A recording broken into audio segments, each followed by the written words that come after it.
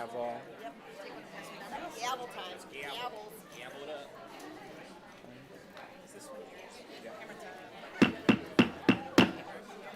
Good evening, everyone. It's 5:30 on Wednesday, May 22nd. I'm going to call to order this regular meeting of the Cuyahoga Falls City School District Board of Education. Ms. Stoykoy, will you please call the roll? Ms. Coco? Here. Mr. Gomez? Here. Mr. Harris? Here. Ms. Schaefer? Here. Ms. White? Here. Thank you. Item B is approval of the agenda. Number one is a motion to approve the agenda. It's recommended the Board of Education approves the agenda of the May 22nd, 2024 Board of Education meeting. Action by the Board of Education, adoption of the consent agenda means that all items are approved by one singular motion unless a member of the Board of Education, Treasurer, or Superintendent requests that any such item be removed from the consent agenda and voted upon separately. So moved. Second. Any discussion? Please call the roll. Ms. Coco? Aye. Mr. Gomez? Aye. Mr. Harris? Aye. Mrs. Schaefer? Aye. Ms. White? Aye. Thank you. Item C is the opening ceremony. Number one is our informational items. This meeting is a meeting of the Cuyahoga Falls Board of Education in public for the purpose of conducting the school district's business. It is not a public community meeting, although there are opportunities for public participation. If an individual wishes to address the board regarding a topic found on the meeting agenda, the individual must complete a registration form found inside the attendance notebook and present it to the treasurer. Following the introduction of the topic by the board president, followed by board discussion, the individual will be recognized. If an individual wishes to address the board regarding a topic not found on the meeting agenda, they must notify the superintendent and/or board president of the topic no later than 3 business days in advance of the meeting. These individuals may share their comments during the board business portion of the agenda. In both cases, the individual will preface comments by announcement of their name and address and limit comments to 3 minutes. All statements should be directed to the board president. No person may address or question board members individually. In addition, in public session, the board will not hear complaints about school personnel nor against any person connected with the school system. An unabridged board agenda for this meeting can be found on your electronic device at the address shown on the screen, and for your convenience, hard copies of the board agenda may be found on the table by the sign-in book. The next regularly scheduled meeting of the Cuyahoga Falls Board of Education is June 5th, 2024 at 5:30 p.m. right here in the Cuyahoga Falls High School Library. Now for our Pledge of Allegiance, and welcome Ms. Coco. Please stand for the pledge if you're able. I pledge allegiance to the flag of the United States of America and to the republic for which it stands, one nation, under God, indivisible, with liberty and justice for all.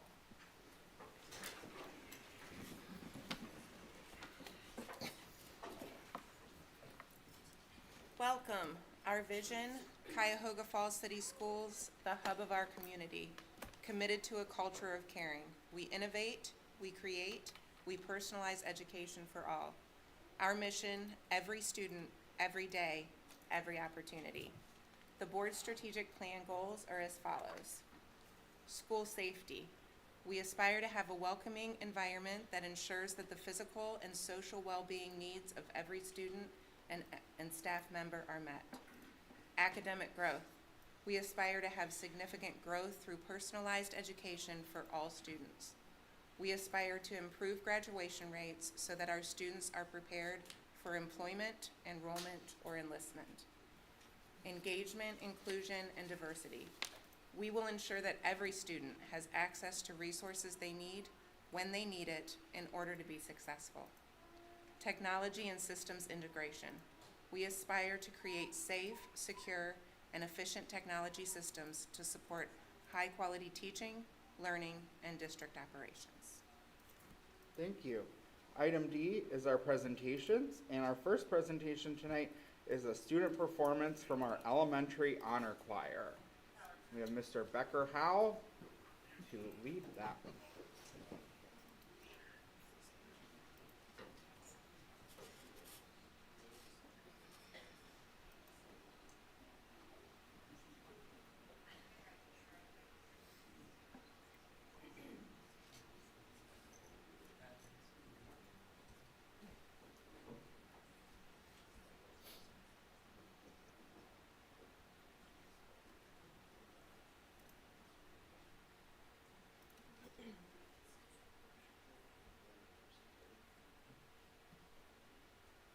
Will you tell us a little bit about how this group was formed? Yes. Thank you. Yeah. Hi, everybody. My name is Mr. Becker Howell. I'm the music teacher at Price Elementary School. The group that you see in front of us is a smaller version of what we've just tried out for the first time this year. It was wonderful. Each music teacher from every elementary school selected students that showed very strong work ethic, enthusiasm during music class, who just loved to sing. You'll notice I didn't necessarily say talented. Yes, they're very talented, but we were really looking for the people with a great attitude, and boy, we had a great time. I got to direct them this year. We're hoping to do it again next year. We performed at the Art Walk. If you came out to the Art Walk, you may have seen us perform on the pavilion. We liked it so much we wanted to come show everybody what we're doing. So we have about half of what we had at the Art Walk. They're a small but mighty group, and we're going to be performing two pieces for you. One is Aki Wowo. It's a Nigerian folk song about a train conductor from the city of Lagos. Nigeria. Did I say Ghana? Yeah, Nigeria. Anyway, so from Lagos, Nigeria. And the second one is probably familiar to a lot of you. It's a setting of the folk tune Shenandoah. So we'll be singing that for you. Thank you for having us tonight. Thank you for coming.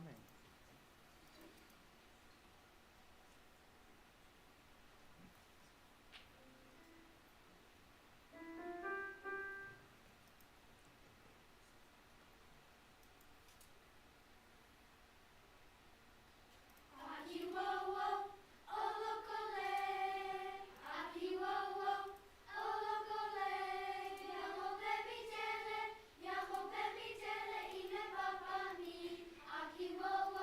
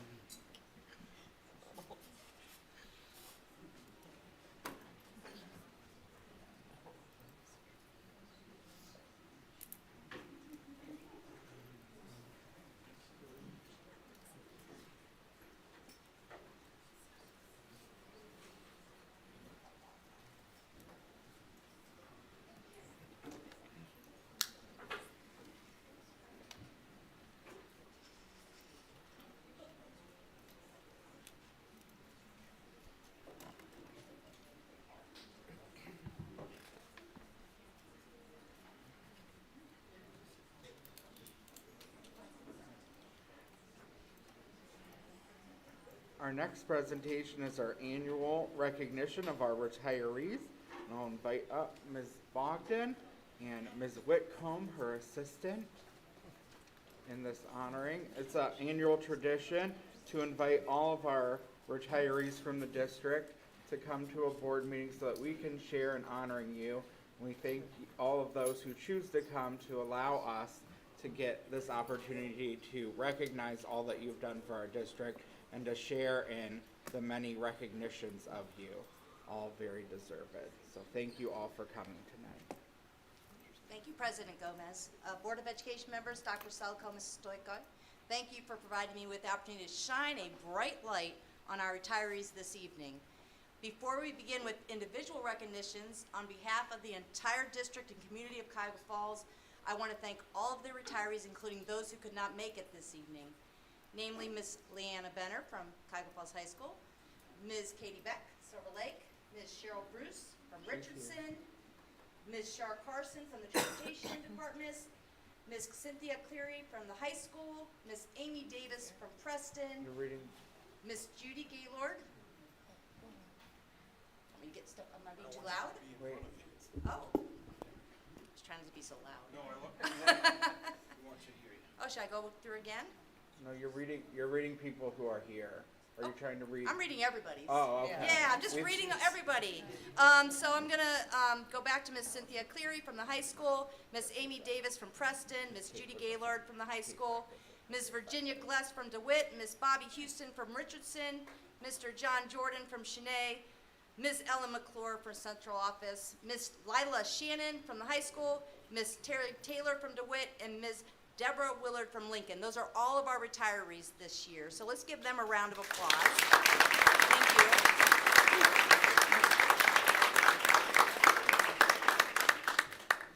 So this evening, principals and supervisors and perhaps their representatives have prepared parting words for each of our retirees that are present here today.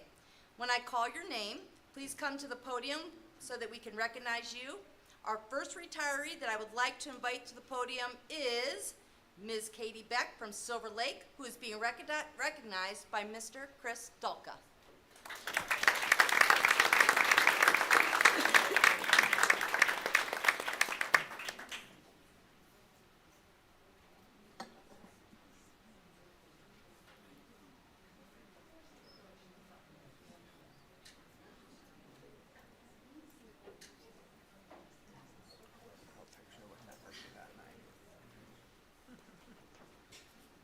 I'm also going to invite up Mrs. Fallon Miller and Mrs. Sandy Hutchinson. As Ms. Bogdan said, my name is Chris Dolka, and I am the principal at Silver Lake Elementary. And I will honestly admit that Mrs. Beck is my first retiring teacher as a principal. So I've never done this before, but I think there you go. I will also say, though, I think normally Silver Lake is the last of the elementary schools by alphabetical order, but unfortunately, the other honorees are now having to come after Silver Lake. So I think they, instead of saving the best for last, I think we started off with the best. So when one thinks about Silver Lake Elementary, one thinks about Mrs. Beck. Mrs. Beck has been synonymous with Silver Lake Elementary for 20 of her 34 years of service to Cuyahoga Falls City Schools. While I've only had the pleasure of working with her for 2 years, I know that students have benefited from having Mrs. Beck in their lives for her caring approach to her classroom and the needs of her students. Whether it was a kindergarten teacher or a second grade teacher, Mrs. Beck's work with Silver Laker students is a legacy educators dream of when they first embark on this journey that is education. Here are some sentiments from a colleague who was there in the beginning of her time at Silver Lake. Mrs. Kelly Statz writes, I have had the privilege to work with Kate for almost 20 years. I remember when she came to Silver Lake School after having her daughter Grace. She was replacing a teacher who was retiring that had taken me under her wings when I was a first-year teacher. Was this new-to-us teacher going to be a good fit for Silver Lake? I found out very quickly she was a perfect fit. She had high expectations for her students and made all of her students feel special. While she taught second, I taught third, then fourth. The one thing I heard over and over from parents as her students became mine is, Mrs. Beck is such an amazing teacher who really made a difference in my daughter or son's life. She was always compassionate and patient with her students. She shared her love of Butterfingers with her students, and her students always remembered. After students had gone trick-or-treating, they would bring in their Butterfingers and ask to take them to Mrs. Beck. That was one of the first things I actually heard about Mrs. Beck, was she loved Butterfingers. She goes on to say, I have watched her with her students, giving them daily hugs and cheering them on. When she saw her former students, she greeted them like she hadn't seen them in years. Finally, when she moved upstairs this year, I ran into a former student of mine who came to see Mrs. Beck. Emma was a teacher, and Kate was sharing her teacher resources with her as she was planning to retire. Emma shared that Mrs. Beck has always supported her as she worked hard to become a teacher. Not only is Mrs. Beck an amazing teacher, she is also a great mom to her son Brandon and daughter Grace, who I was fortunate to have when I taught 3rd grade. Kate Beck is truly leaving a legacy that her students will value for years to come. I am blessed to call Kate not only a valued colleague, but a very dear friend. She says, best wishes on your retirement, and I will see you soon. I'm now going to turn it over to another colleague of Mrs. Beck, Mrs. Fallon Miller, and I will admit this is a big deal, as Mrs. Miller does not enjoy speaking in front of large crowds, but she did say, for Kate, I will do it.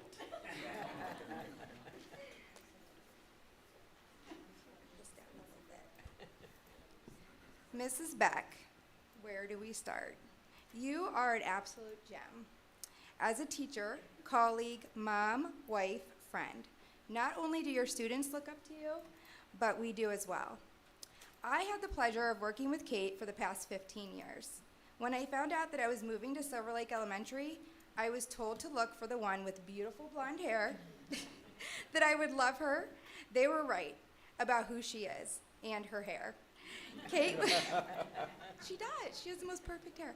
Kate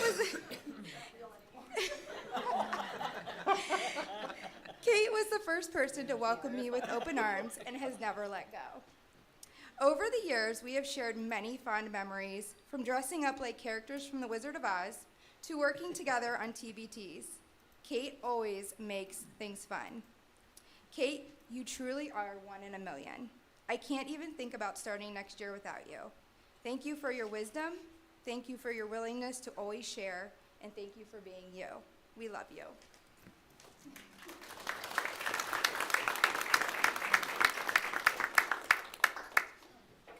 And next, her partner in crime in 2nd grade, Mrs. Sandy Hutchinson, will be speaking next.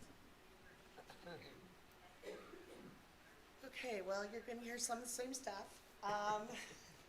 Katie's amazing. I guess I know her longer than anybody that's talked so far. Katie and I go all the way back to when I started at DeWitt. One of our other retirees was my mentor at the time, Terry. And Katie was teaching kindergarten. We didn't see a lot of each other except for at lunch. We all had lunch together. But I do remember one kindergarten, she was in the hall one day and she said, all the boys against this wall, all the girls against this wall, and 4 kids stood in the middle and said, I don't know where to go. And that's when I vowed never to do kindergarten. Then 20 years ago, I had since been over at Silver Lake for a long time, and Kate came over after being at every building in the district. I don't know how many people are able to say that. And she joined us as a 2nd grade. And then she went to kindergarten, and then I went to 2nd grade, and then she finally joined me just a few years ago in the middle of COVID. So our first year with her back at 2nd grade, not only had it changed, but we were teaching online. And that was actually a little bit of a blessing for us, because I really liked the computer, and she could teach anybody anything, as you've heard. So she did the show, and I did the computer part on the other side, and we taught them together, and we were probably the most effective we could have been in that situation, and it really worked for us. Since then, we've just had a blast working together and doing things. So it's gone full circle. She was there when I started my career, and now she's here when she's ending hers, and hopefully in a few years you'll see her come back, because she's much more than a coworker. She's a really good friend. and I'm gonna miss her.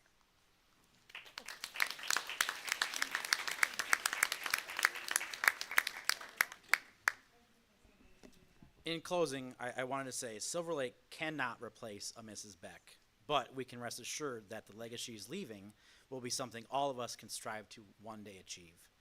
Kate, thank you for all that you've done for all of us Silver Lakers, past and present. Congratulations on your retirement. I have one more question. Are you interested in subbing?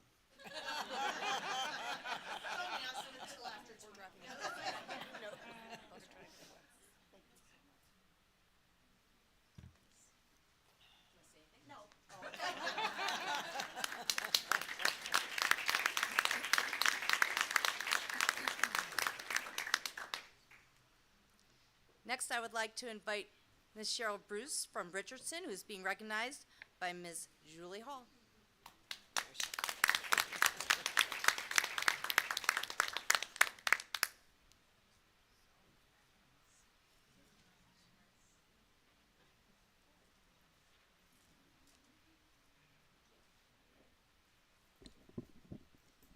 Good evening. I am sad to say that Cheryl Bruce is retiring. Cheryl has been with our district for 24 years and she will be missed. Mrs. Bruce has been a fixture on the 4th grade team since before my time at Richardson, and she is beloved by her students and coworkers alike. She encourages critical thinking surrounding topics within science and social studies, which helps students succeed in and out of the classroom. In retirement, Cheryl will spend time with family, travel the world, and tend to her family's Christmas tree farm in Southeast Ohio, all alongside her husband Kurt, daughters Katie and Chelsea, who's here this evening, and son Luke, besides her sons and daughter-in-law and many grandchildren. As a teacher, Cheryl is tough, yet kind, nurturing her curiosity in students while providing the discipline necessary for them to succeed. She goes out of her way to create opportunities for learning via field trips, and this year she even treated students to cuisine featured in a book they read in class using venison sourced from her tree farm property. As she has looked forward to retiring after this year, she has been meticulously sorting through 25 years of accumulated educational materials, donating to fellow teachers in our building to continue supporting student learning and achieving after she is gone. She told me what she really loves about teaching is seeing children's eyes light up when they understand something that previously had baffled them, because she feels like she has accomplished being a positive contribution to society when a child has a passion for learning new things. Like so many teachers, she loves when a former student sees her in the community and gives her a hug. And we saw that on display when she was at the last board meeting and encountered top Tigers who were former students of hers. Friends, I can honestly say Cheryl will be missed. Congratulations.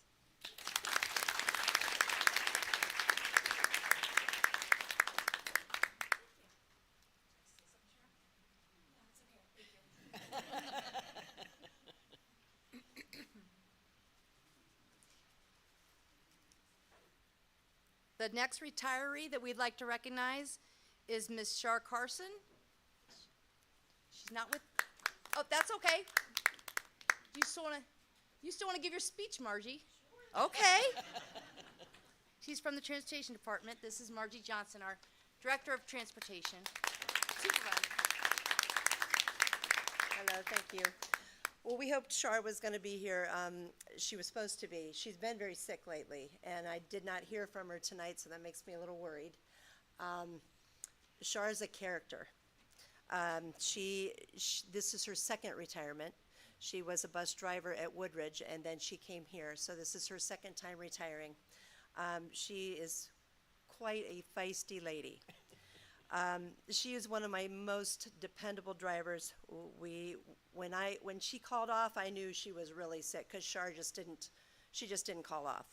And even when she was really sick, she'd say, call me. If you can't find anybody, call me and I'll come in. So she was really, really dependable. She loved sports. Anybody that drove with Shar knew, Kenny knows, she'd take any sporting event. She loved going out and cheering for the kids. She didn't care what sport it was. She was quite an athlete when she was younger. And then as she got older, she was an umpire for many years. So she loved it. Any sport, anytime. She never turned down a field trip. She wanted to be there. She was known for being tough on her bus. She wanted kids to behave, stay out of the aisles, do what they were supposed to. But they also knew that she loved them.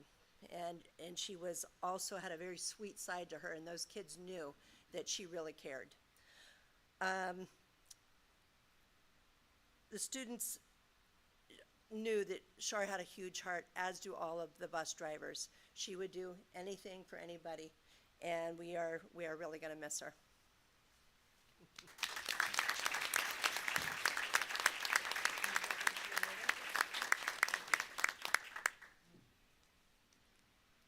Next, we're going to recognize Ms. Cynthia Cleary from the high school, who is being recognized by Mr. Jason Smith.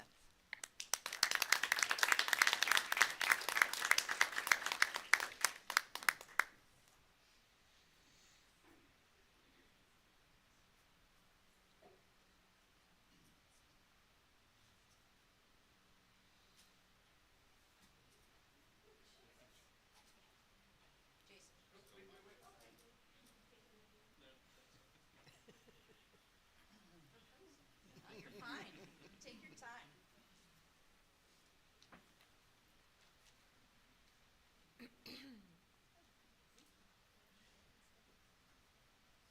Face everybody so they can see your face. Okay, good evening, everybody. I'm joined up here, obviously, by Mrs. Cynthia Cleary and Miss Elise Bakuto Dalventhal. And just wanted to say a few things about Miss Cleary in the time that I've known her.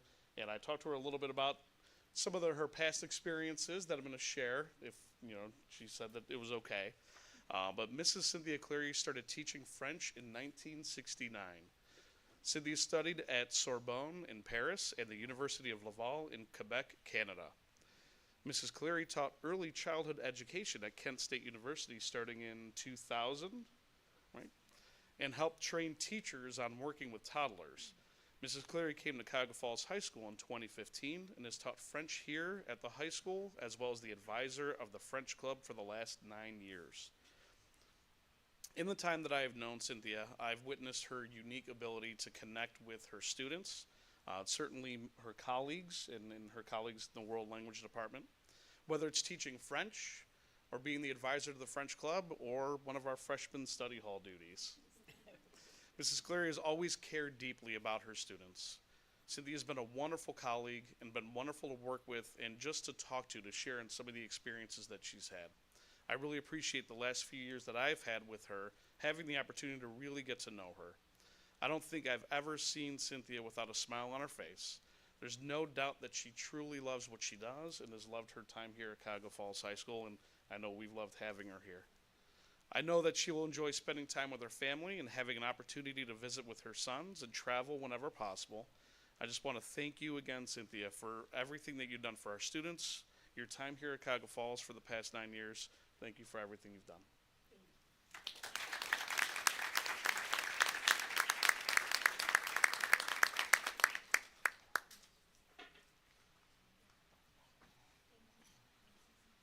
You want to say something? Oh, you want to say something? Everybody can say something. I don't have anything prepared because I didn't know about this for sure. But I just wanted to let you know that I've had and been a friend for 10 years with Cynthia. We went through COVID together with the online issues, and I'm just really sad to see her go. She is a wonderful French teacher, and she's been like a mom to me. So thank you.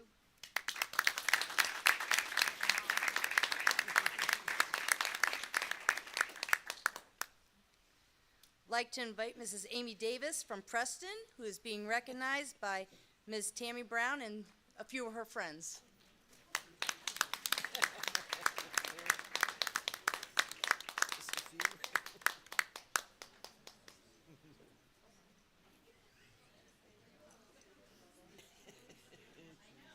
You always have to surround yourself with good people, so we have a lot of people that want to help celebrate Amy Davis. That's all right, take your time. It's your party. Yeah, you stand here. Sure, stand right there.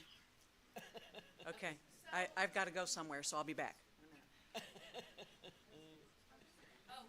I think I'm gonna move up even. So we wanted to share a little bit to you about who Mrs. Davis is, and being part of her elementary school team, we thought it would only be appropriate if we created a poem for you.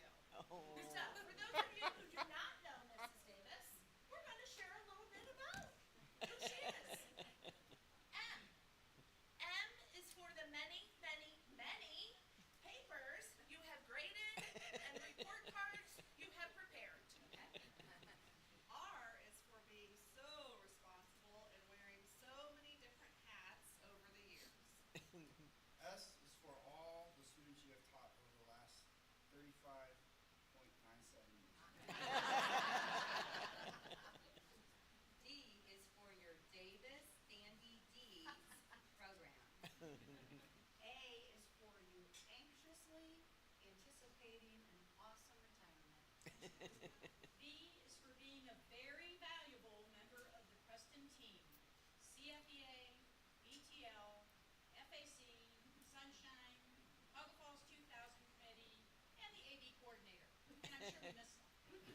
I is for all the years you have invested in the Cuyahoga Falls School District, even starting with student teaching at Richardson and Roberts.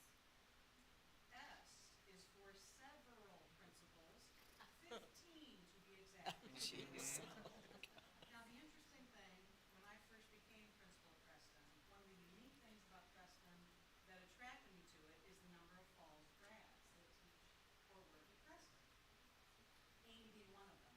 Even more unique was that I was her, and I don't believe in the lucky number 13, but I am her 13th principal at Preston alone. It was really good because like my first couple of years I got a lot of gifts because they wanted me to stay and keep coming back. But with Amy and I won't look at her, Amy and I have known each other since we came to Falls in 9th grade and early.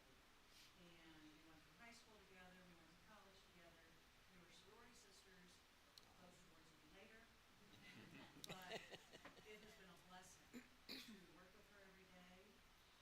She's known for her mighty voice, but it doesn't compare to the size of her heart and how much she loves the kids and wants to help the staff. And I, like Mrs. Beck and all of the ladies, I don't know how to replace them. We don't. We just are grateful that all that they do brushes off on others, and we try to keep up. So we love you. Last year it was Wally's year, so she had to stick around. Now it's all hers. It's Amy's year this year. So we will miss you and wish you the very best.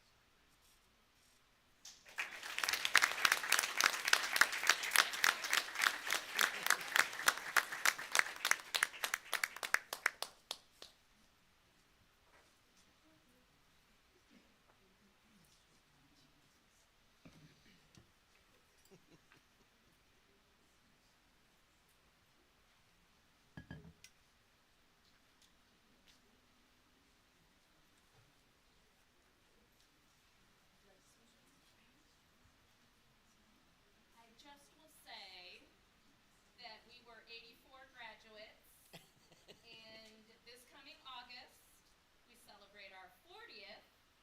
So I will have to come back to Clifford Stadium for the first time in my life and buy a ticket.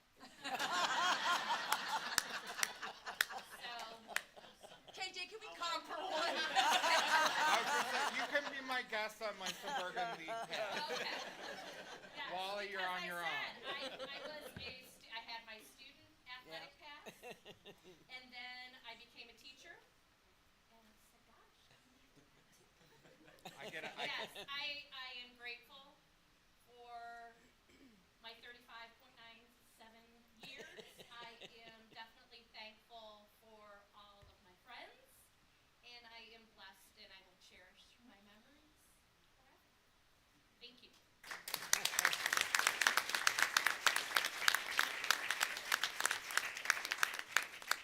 More to share one more number because I like to say this often. Mrs. Davis was my third grade teacher, and we had 33 students, including myself, in that third grade class. But the thing about that is people go, oh my gosh. Now, we're never going to have 33 kids in a class again. That's a promise. But I remember so many things that I learned in third grade, despite the fact that there were 33 kids in that class. And that's because of the educator that Amy Davis is.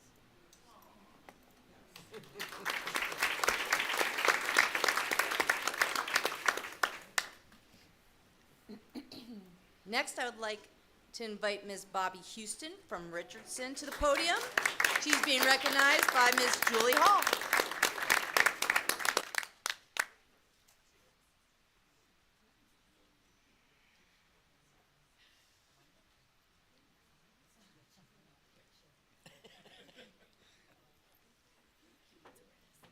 Good evening. I have to say, I am pretty bummed out that I have to say these words, but here they are. Bobby Houston is retiring. And while she will definitely be missed at Richardson, I'm not sure what's going on right now, but I am beyond excited for her. On one hand, I am really happy she gets to move on to retirement because she definitely deserves it after 38 years of teaching 5th grade solely in our district. But on the other hand, Richardson is sad to be losing her, especially after 16 years in our building. One quick example of her dedication is that even with her retirement looming, she has been preoccupied with planning and giving suggestions for next school year. I really want a 90-minute core. And I'm going to go off script for a minute because I just have to say this. Bobby, for our building, is like the historian of students, and she's got yearbooks of every student, and she can tell you every student that's in their class. And right over there, Mr. Nelman, will you raise your hand? She came marching into my office about 2 weeks ago or so and said, you have to see this. And she pulled out the yearbook from her first year teaching, and Mr. Nelman was a 5th grade student in her classroom, which is just so cool. So Bobby loves teaching 5th grade, which definitely isn't for everyone. But passionate teachers like her really make principals look like me look good, so I appreciate that. She told me that she was looking forward to finding out what her next obsession is going to be. But regardless of what it ends up being, I know she'll have the support of her loving husband, Greg, her sons, Quinn and Connor, her daughter, Mackenzie, and a dog named Ollie, who I'm sure will be excited that she is around more often. Even as she looks forward to retirement, Bobby said she felt privileged to have her job because she loves learning and she loves having the opportunity to be in an environment where learning and growing is the #1 objective. She talks about how she loves to see students develop understanding, especially through experiential learning, because it allows students, even those who may be struggling, to learn on their terms. Bobby is truly a wonderful teacher, and we have been privileged to have her at Richardson all this time. Congratulations, Bobby.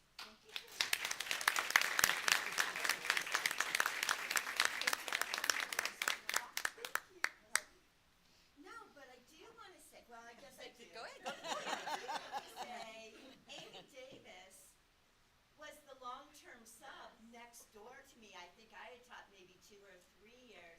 And Katie Beck did her student teaching across the hallway from me. So it's our time, girls. She was supposed to be at Price with me. Like she was there for a day. I got bumped out. Yeah. Thank you very much. I've loved my time in Cuyahoga Falls. I love teaching. I cannot imagine doing anything else. I just feel so fortunate that I've been able to do this job every day. So thank you.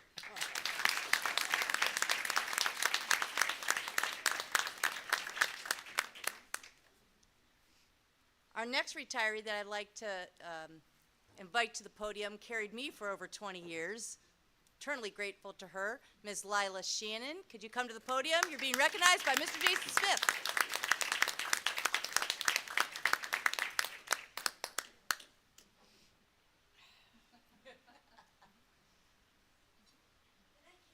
You carried me every step of the way.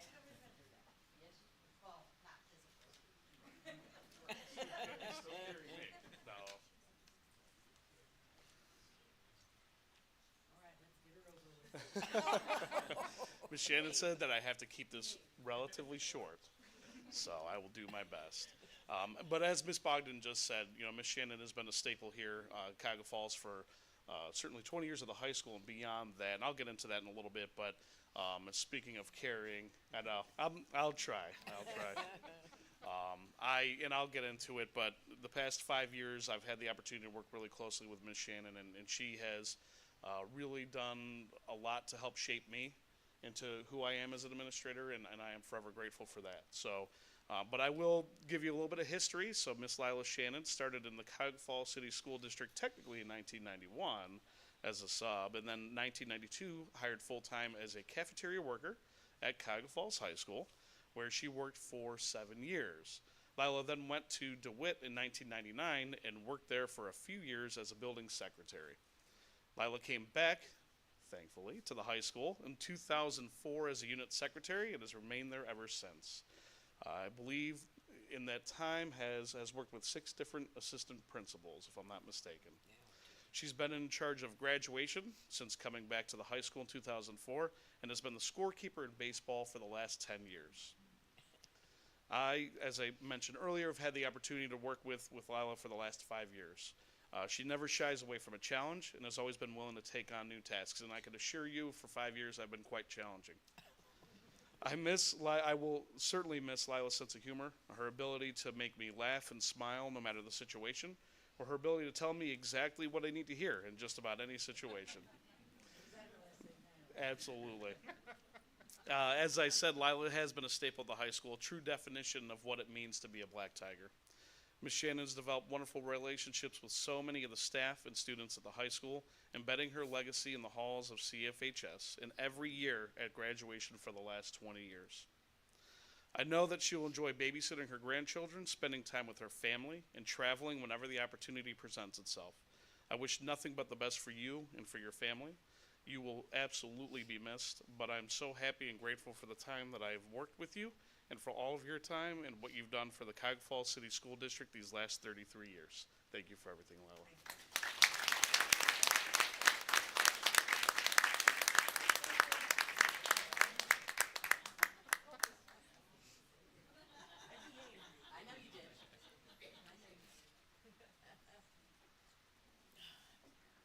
The last retiree that we want to recognize, certainly not the least, Ms. Terry Taylor from DeWitt. She's being recognized this evening by Ms. Jen Scala. Come on up here, Terry.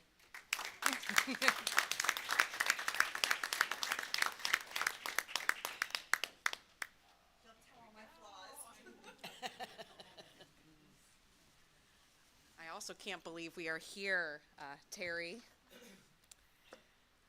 So after 36, now I got your history from your friends, so hopefully you'll have to correct us. Here we go. So after 36 years as a dedicated service, Mrs. Taylor will embark on a well-deserved retirement.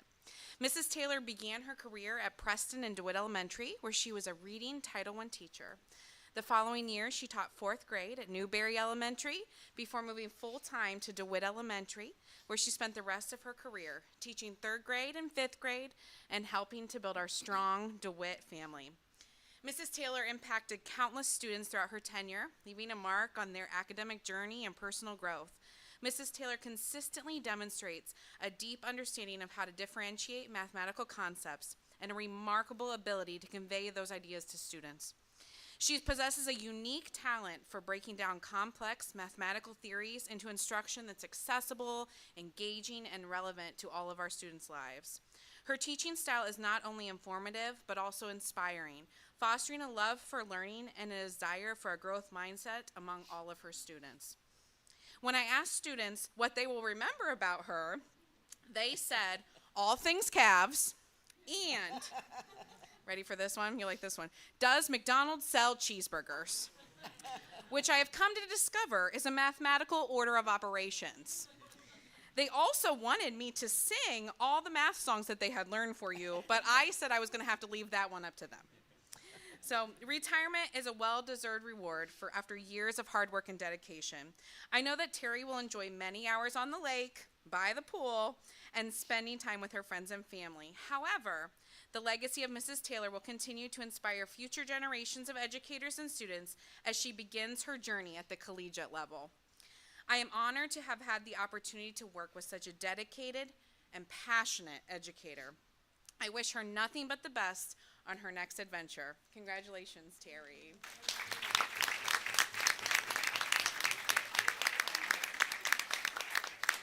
I don't have to be invited. I'm just walking up here myself. Can you hear me? One thing, I'm not as shy. I just look around the room and I'm like, oh my goodness, all my friends from Preston. And Kenny, I coached you on the track team. And Keith was there when I got engaged. And Tammy and my husband graduated together. I look back here at my good friend Kate, and our husbands work together to this day. And of course, I can't leave out my sister-in-law, who was a longtime teacher and a board member. And then my 3 wonderful sons and my darling husband. And my friends Cheryl and Bobby and Sandy, who I mentored. And this is what I love about education. Dalka, who coached with my husband. I mean, oh my gosh, and Gina and Kelly. And I just look around this room and I'm Allie, like she was my kids' principal. And Peggy put up with my years of coaching. Lila, where'd you go, Lila? Oh my goodness. I used to coach the cheerleaders, and Lila used to have to sit and listen to me every time I critiqued them when she was at basketball games with me. Whether you remember or not, I do, and she was so patient with me. I just want to take this opportunity to say thank you. My heart is beating so fast, and that doesn't happen very often. My heart is beating so fast because I love, love, love what I do, and I'm going to miss everything about this district. I'm going to miss going to work every day. I'm going to miss Amy, who I student taught with, and Wally, who met Amy at student teaching, and just everything about it. And I want to thank all of you for allowing me my time in Cuyahoga Falls. Thank you.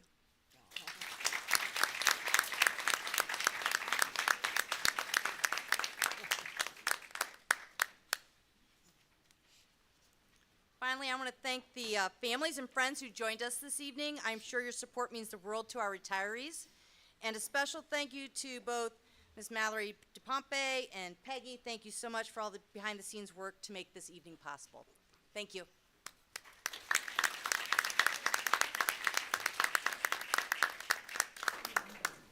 And then our third presentation is a student recognition from Mr. Johnson.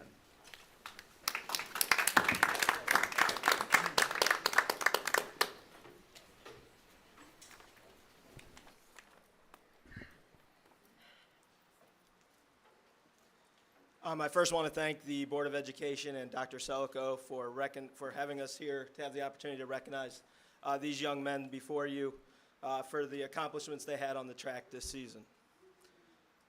Up here in front of you, I want to put them in order that the order I'm used to seeing them in. So, Jay, you're first. Unfortunately, Jordan Saunders couldn't be here tonight, but we have 3 of our 4x4 athletes. Jay Wallace, Jordan Saunders was our second, Warren Abdul Khalik is our third, and Ethan Johnson is our anchor. These 4 men young men. These 4 young men qualified for the state track meet in Columbus in the 4x4 relay. The state track meet in the middle school takes the fastest 24 individual and relay times throughout the season. Qualifying for the middle school track meet is very hard. At the high school level, 18 teams qualify for the state track meet, but there's 3 divisions. So there's 54 teams or 54 individuals at the high school level. At the middle school level, there's just 1 division. So it's the 24 fastest times or individuals. There's 841 middle schools in Ohio. Just in our conference alone, there was over 1,700 kids participating in track and field. And that's only 16 schools of the 841. These kids, these 4 right here, qualified for the 4x4 relay in Columbus. And I just kind of want to walk you through what that looked like as we watched them race each and every single relay. So it started with Jay. Jay was our leadoff. He probably had the hardest job of all because Jay had to run against other kids. Starts with 8 people on a track, 8 people lined up against him. It's Jay versus 8 others. He always got us off to a great start, really set the tone for this relay. Jay then passed to Jordan Saunders. Jordan was basically a 100-200 kid until he found out this relay team is pretty good and I want to get on it. So he became a 400 kid pretty quickly. And he learned that you can't go out in the first 100 as fast as you do in the 100-meter dash. And he learned it pretty quickly. But he became very good in the 400.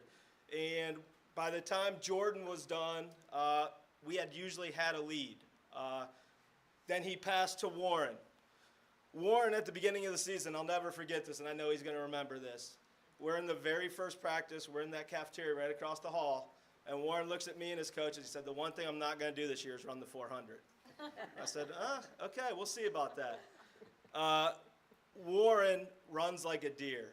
And by the end of the season, Warren is one of the best 400 runners in the Suburban League, without question. He would extend the lead every time. Then it became Warren would pass to Ethan. Ethan was our anchor. Ethan had one job: don't get caught. And to his credit, no one passed him the entire season in the 4x4. Anytime he got the baton before somebody, nobody ever beat him. So basically everybody was running for second place once the baton was passed. And it's a credit to these four, but also their coaching staff. I know Tony Santos isn't here tonight, but he's a big part of what these guys did. So I know they want to thank him for that. What this team accomplished, just real quickly. This team accomplished so many things this season. Shattering the old school record by 14 seconds. 14 seconds in a track race is a lot. Winning the Suburban League 4x4 relay, the first team in history from Cuyahoga Falls to win a relay event in the middle school Suburban League meet. They also ran the fourth fastest time in the state this year and broke the Suburban League middle school meet record with a time of 3:44.67. This broke the old meet record set in 2018 of 3 minutes and 46 seconds. So I just want to congratulate these guys again on their accomplishment. We can't wait for what they are going to do next year at the high school level.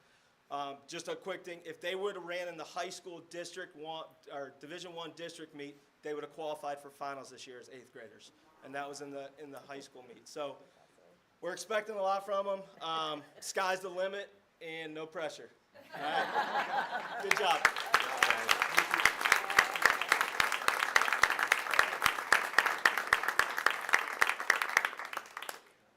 I want to keep Ethan up here for a second. Ethan had an outstanding track season this year for the Black Tigers. He is now the holder of 4 school records: the 4x800 meter relay set last year, the 4x4 relay that was set this year. He also set the 400 meter record this year and the 800 meter school record this year. Ethan qualified for the state meet in the 800 meter run, and he placed 9th in the state. He had the 4th fastest time in the state this year in the 800 meters with a 2:07.03. This is the new school record. The past record was 2:15.65. So he broke the record by about 8 seconds. His accomplishments this year earned Ethan first team All-Ohio and first team Suburban League. I was fortunate enough to wear 2 hats while watching Ethan. One as a proud father and the other as a very excited, athletic director. The thing that makes me the most proud of Ethan is how humble he is and his commitment to being a student athlete. He's held a 4.0 GPA every quarter of his middle school career. I know he will continue to work hard on and off the playing field, and hopefully in the next 4 years, he'll be breaking records up here. Thank you.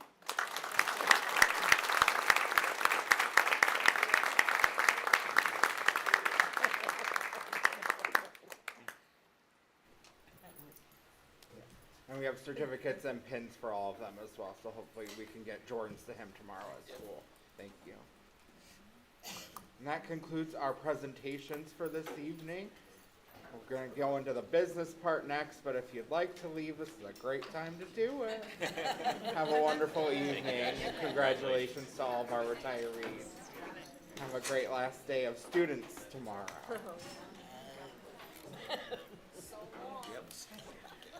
Take care. Bye.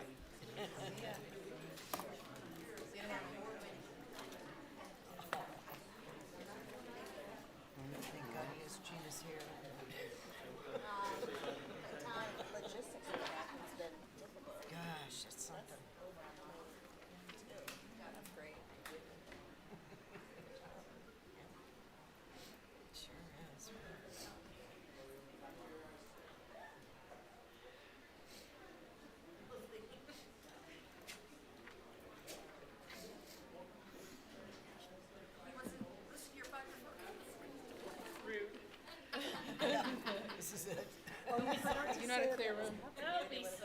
5-year forecast isn't until after the consent Wait, agenda. can I go to, no. I'm teasing Christie. You wanna do the consent agenda real quick? Okay, item E is Treasurer CFO's business consent agenda. Thank you. I'd like to recommend that the Board of Education approve all items in the treasurer's consent agenda. So moved. Second. Just point out the donations. There are quite a number of them. A few towards the planetarium, and KG actually just brought us another check today. So they're working, man. They're doing it. We've got some Ben Curtis, different crowdfunding, Lottie Richardson. They always do a wonderful job over there with their crowdfunding and donations. And then a book fair and Ron Chevrolet. So, and raising cane. So those are always appreciated. Any questions or comments from the board? Okay, please call the roll. Mr. Gomez? Aye. Mr. Harris? Aye. Mrs. Schaefer? Aye. Ms. White? Aye. Ms. Coco? Aye. I'm sorry. My apologies. My bad. Item F is Treasurer CFO's business.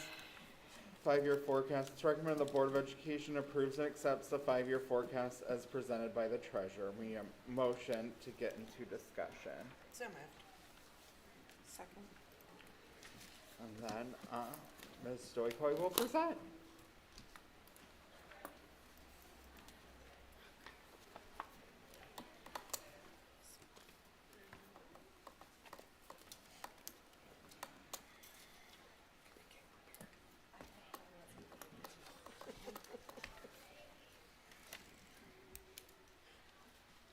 I have so many of these.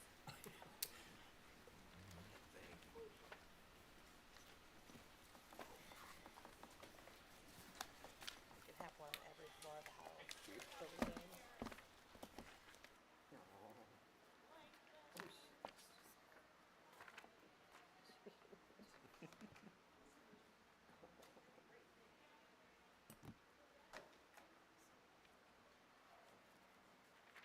Okay.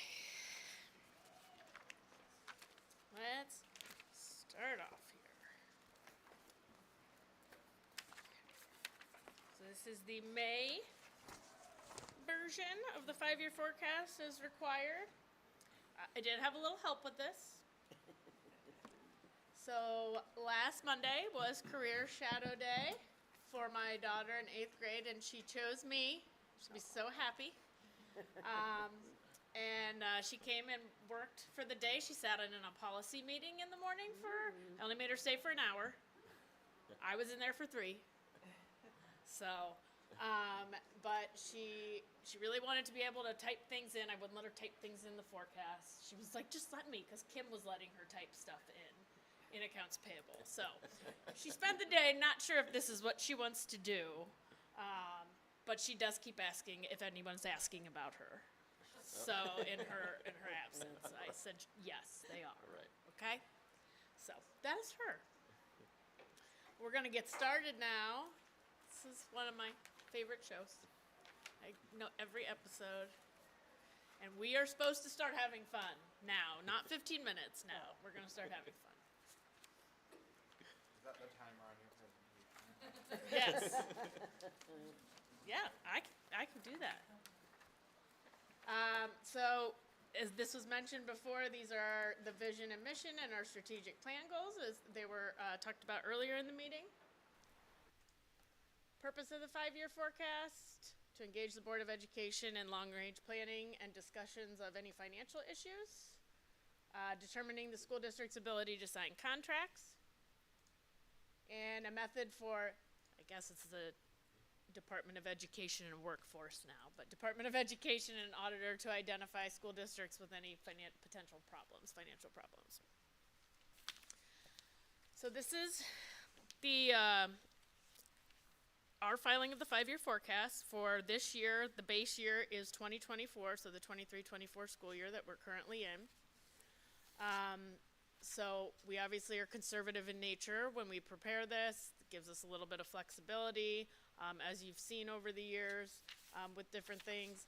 Obviously, things are subject to change, especially the further we go out. There are 2 more state biennium budgets. We have 2 renewals that are in this, and so any one of those things could obviously very much impact the forecast positively and or negatively. Obviously, everyone is also dealing with inflation, as we know, as are we, and we saw it in the construction project. And so it's starting to slow a little bit, but you know, that supply chain is starting to get better. And so we're hopeful that it doesn't continue for much longer. But you know, we have been hit over the last couple years with those same increased prices due to inflation. The cash balance is positive through the 25-26 school year, but is projected to worsen in 27 and 28 and is in the red then.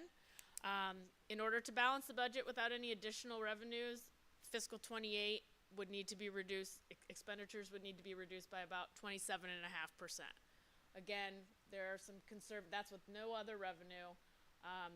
That is conservative. That is the 5th year, so there are a lot of factors into that.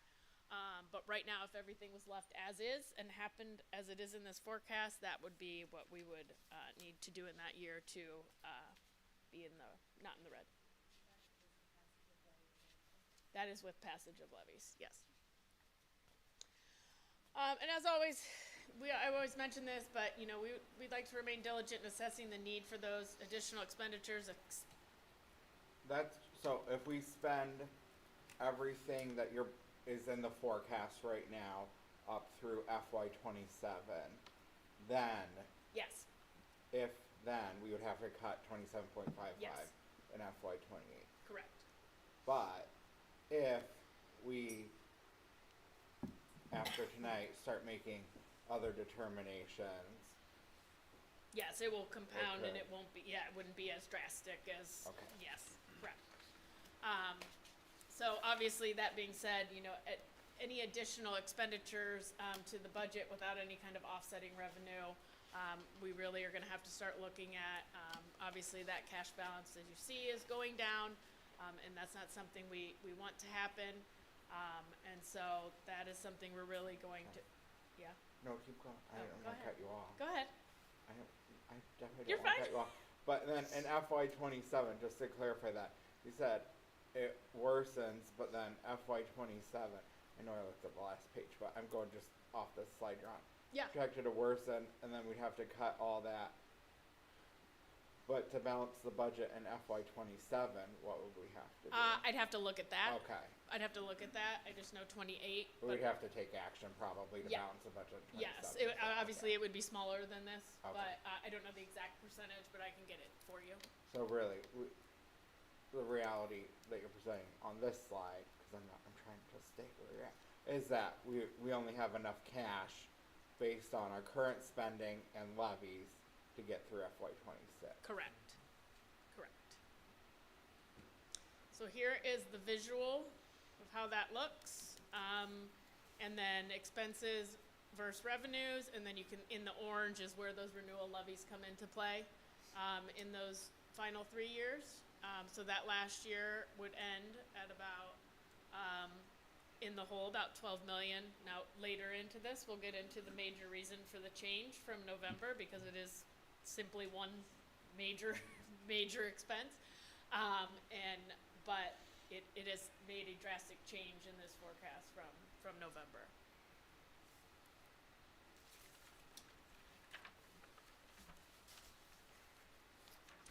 So that's what it looks like there. Just kind of a brief snapshot of where we will start the year. You can see the one is with renewal levies, and then at the bottom it shows you without the renewal levies where we would be.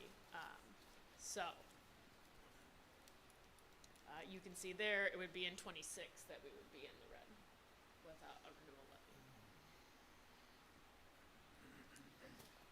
So our revenues, again, not a whole lot has really changed. Since November, there's not a lot that's going to change in a lot of these categories. They kind of remain consistent.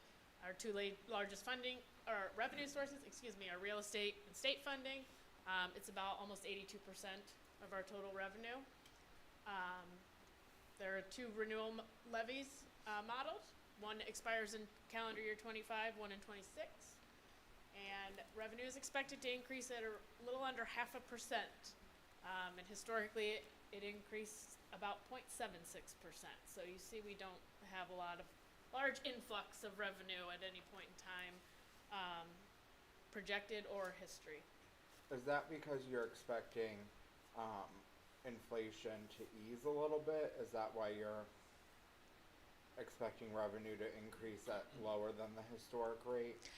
Some of the historic rate is because it's over the last 4 years, and some of it gets skewed because within the last 4 years we passed a new money levy.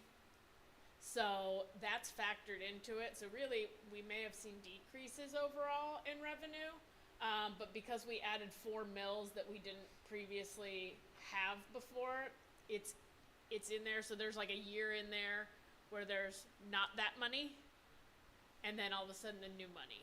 So if you look at like real estate, you see the historical change is $1 million. Well, that's not necessarily what is changing. Okay. It's the addition of that millage in 2019. And then the only thing we would see is we'll see a little bump on the inside millage Correct. when we hit the sexennial, which will be within this Correct. forecast, right? Correct. Yes. So real estate, I've mentioned the 2 levies, which I know we're going to talk about later tonight. Those were both recently approved in 20 and 21 for 5-year periods of time. We can't assume those, so they're shown at the bottom of the levy. And then this shows that what that revenue would be lost in the orange if those were to not pass. So obviously it's a significant chunk the further we go out. Speaking of assessments, so it's done every 3 years. Every 6 years there's a sexennial reappraisal. And then in the off years, every 3rd year is a triennial update. It's not a full reappraisal. So the last time we had a full reappraisal was in 2020, and we increased about 13.76%, which at the time was huge and a big deal. And then this year we went through just a triennial update, and we increased valuation at about 26.5%, which is just crazy. And it's pretty much in line with everywhere else in the state of Ohio as well. And nationally, it's not just an Ohio situation. So it's important to note that although those have skyrocketed in the last just 4 years, House Bill 920, other than our inside millage, basically reduces our millage so that we don't get any more than what was voted for. So even though there's an increase in your valuation, we receive no money. As I always say, the pie is the pie.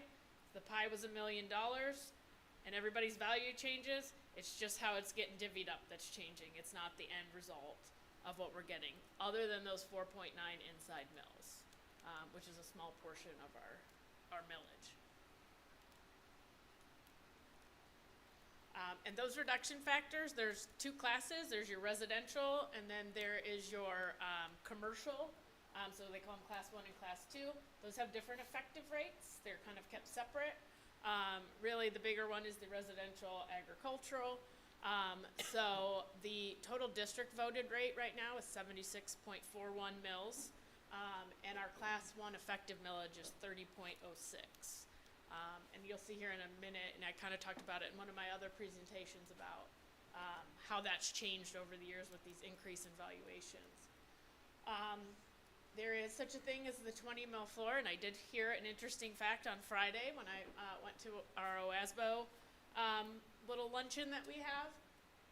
Kent Cashel, who was our underwriter for our bond issues and things, and the COPS issue, there are about, I think he said there are 447 districts now that are on the 20 mil floor, which is insane. And so what the 20 mil floor means is that even though I said all that and the pie's the pie, you are not allowed to go below 20. So even if by calculation your effective millage is 16, they're not reducing it to 16, you're getting 20. So those people do see growth then, that are on the 20 mil floor. They see growth on all of their levies. except for emergency, all their operational levies. And there are 447 districts now of 600 some that are on the 20 mil floor. So basically, if they lower the floor, which is one of their ideas. Correct. Which they said wasn't picking up steam, but then it got another committee hearing. We'd probably all be there. Soon, yeah. Yeah, yeah, and so that's why they have formed this joint committee on property tax review and reform. And so that's in process. They're hearing testimony. That's one of the ideas. There were about 8,000 bills about property tax after this last appraisal, this last year's valuation across the state, because that's a huge increase to people's taxes when they do hit that 20 mil floor, especially depending on how much you increased personally with your valuation. We are not at the floor, so we don't see that. But what I'm going to say is, if you look at this graphic, so there's that 30.6 that's subject to the 20 mil floor. We were at 38, so we dropped 8 mils just from last year to this year in effective millage. So another valuation to the degree that it was this time in 3 years could put us there. It's hard to really say because this is kind of unprecedented, the last 2 cycles we've had with these large increases, but it hasn't slowed down. And the city is also being aggressive in trying to, and this is not a bad thing, and I don't want to suggest that it is, but the city is being aggressive in identifying areas of property that are developable within our school district for housing. So we're seeing townhomes being built down on Front Street. Another one just got approved for townhomes on the other end of Front Street, and all of that valuation will probably be in our next reappraisal. And that's going to up our valuation district-wide as well. Yes. On top of any percentage increases on the already existing. Yep, that is for certain. So the next one will be in 2026, that calendar year, and then we would see those in like the end of 27, beginning of 27, 28 school year would be when we would actually see any difference in that valuation. But there's more of a visual of how it's gone up and where it's kind of projected. You can kind of see we remain on that every 3 years. There's a little bump in that, and of course now 13% before of 800 is now much different than 13% of over 1.1 billion. Does the forecasting software allow any estimation of if our valuation goes up by this, our Yeah, those are my estimates in there.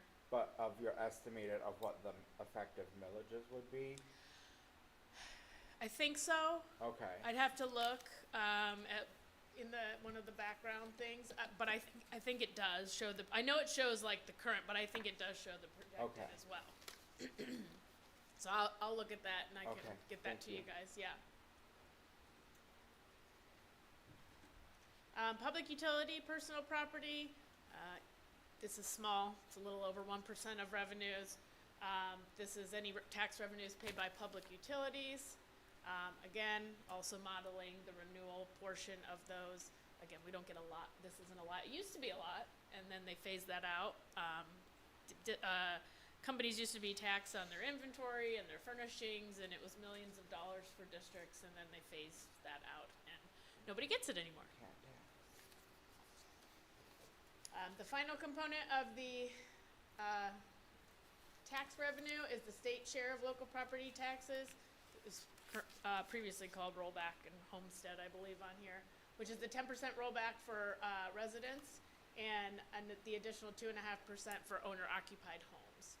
And then homestead exemptions are available for qualifying taxpayers depending on income now.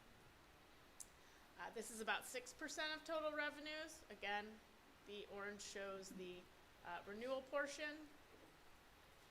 One thing I always like to note, especially as we're gonna have this conversation later about renewal levies, and the two that I mentioned earlier do fall in this. So if they were originally approved before 2013, if they were to lapse at any point, House Bill 59 is going to have a major effect. So right now, anything passed previously and that has continued to be renewed, previous to 2013, that 12.5% that I mentioned is reimbursed by the state. If they were to lapse and any new money levies, that 12.5% is now paid by the taxpayer and not the state. So it's really important for these levies that we have to make sure, because it will be an additional 12.5% then shifting if we have to then pass new money. So it also changed homestead. So you'll see homestead has kind of been decreasing. There is an income component now. So you were basically legacied in if you had it, but obviously those are usually, older. And so that was over 10 years ago. Some of those people have either passed on or now it's harder to qualify based on those income requirements. And so every year I see that go down a little bit more. And state funding. So this is the second largest, 23, a little over 23 and a half. It also includes the tax revenue from casinos. As we know, the state of Ohio has done very well. They had their credit score credit rating upgraded last year. They were doing so well. Had about $3.7 billion. And so they should have, I'm not saying they will, but they should have no problem, fully implementing the fair school funding and helping schools, and they could probably do more, frankly. Student wellness and success. So if you recall, early in 2020, we received those, and they were not part of the forecast. So any remaining funds that we have to be spent by the end of next year. We have a little bit remaining. It's paid for some of our social workers and our student wellness coordinator and some of our ICS work. So that will be finished up next year. And those, I'll talk about that in salaries. So 2022 is where we started with the fair school funding. So instead of kind of basing it on your resident students, it's based on where the student is educated is how they're funding. So there is no more separate open enrollment payments or revenue coming in and out. So the key factors: student population, property valuation, personal income, and then historical funding, which would be caps or guarantees in our case. So there were different expenses that used to be deducted for open enrollment, community schools, scholarships like John Peterson and autism. Those are all now directly funded by the state. So if any of those students were your residents, you would technically get the funding for them, and then they'd charge you for whatever the cost of, that they were giving them for that scholarship or whatever. So now they've taken that out of the equation and they just pay those directly. So it is continuing to be phased in. The state biennium budget was 24 and 25, so this is the first year. This year's 50% of the implementation. Next year is 66, and then hopefully in the next biennium budget we'll get to 100%.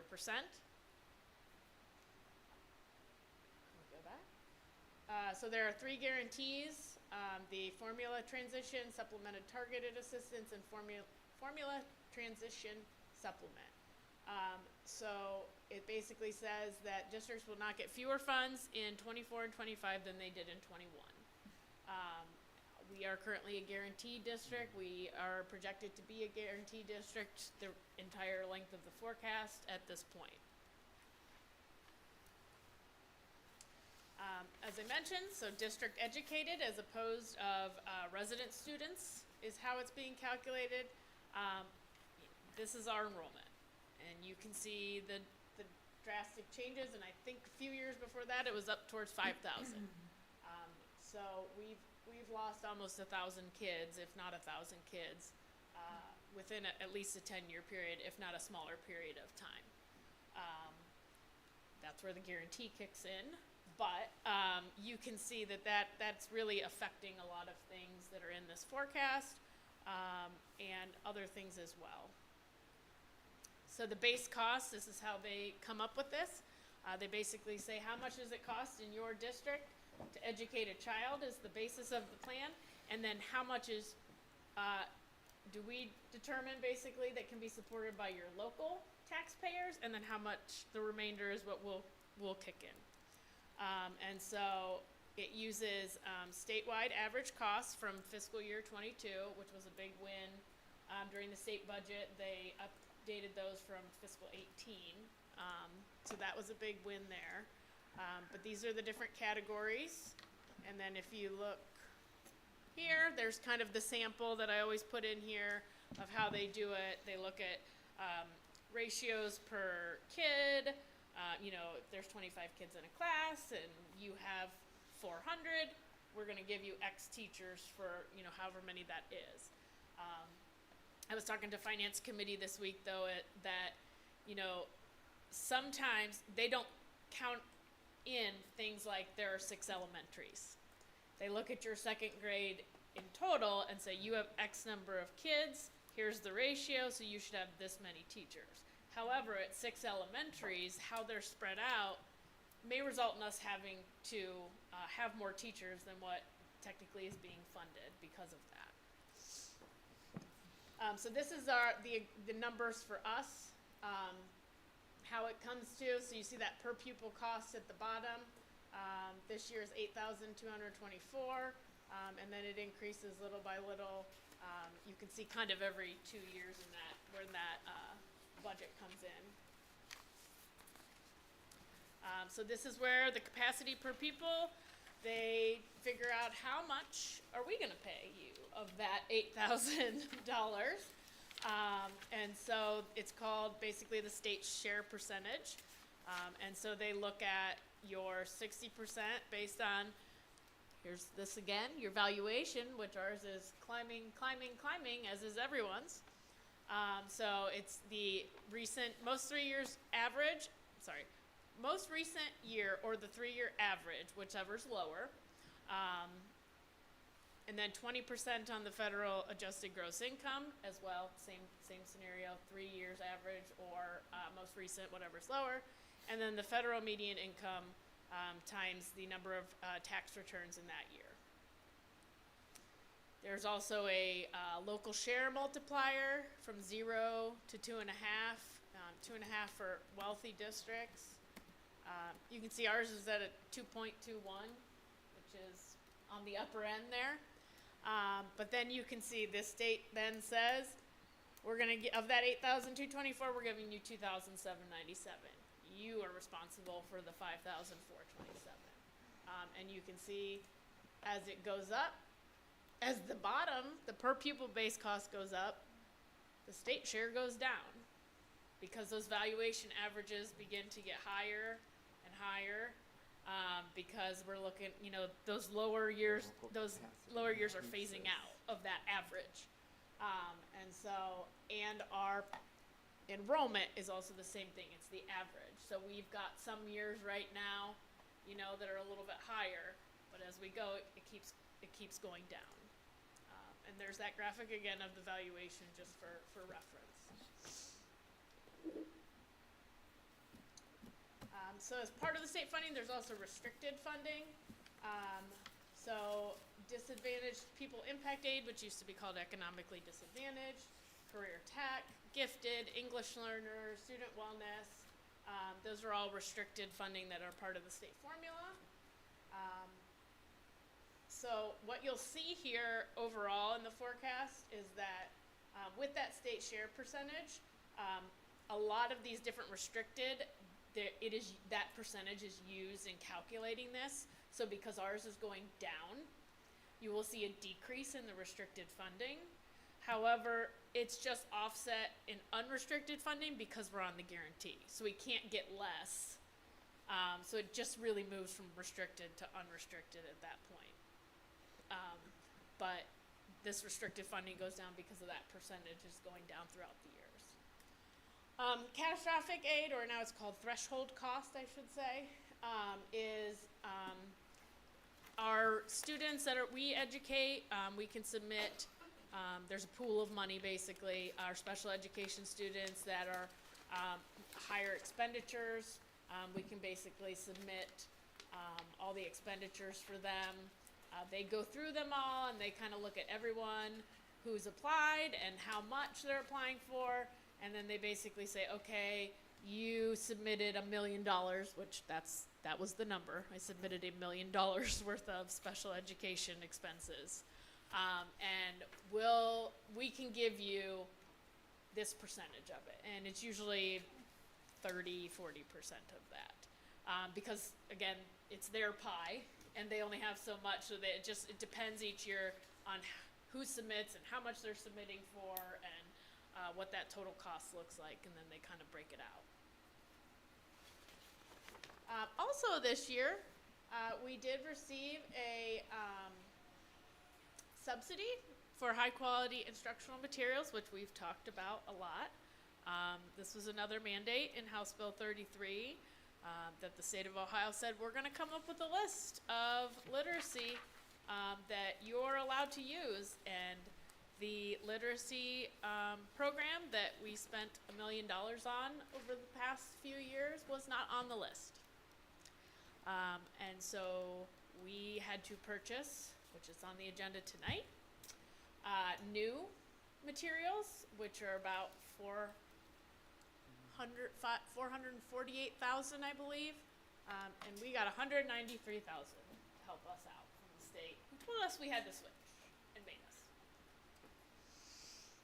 So that we did get that payment, and that is part of the forecast. It comes in as restricted funding, and we'll talk more about that in the expenditures. Can I ask a question about that? That specifically.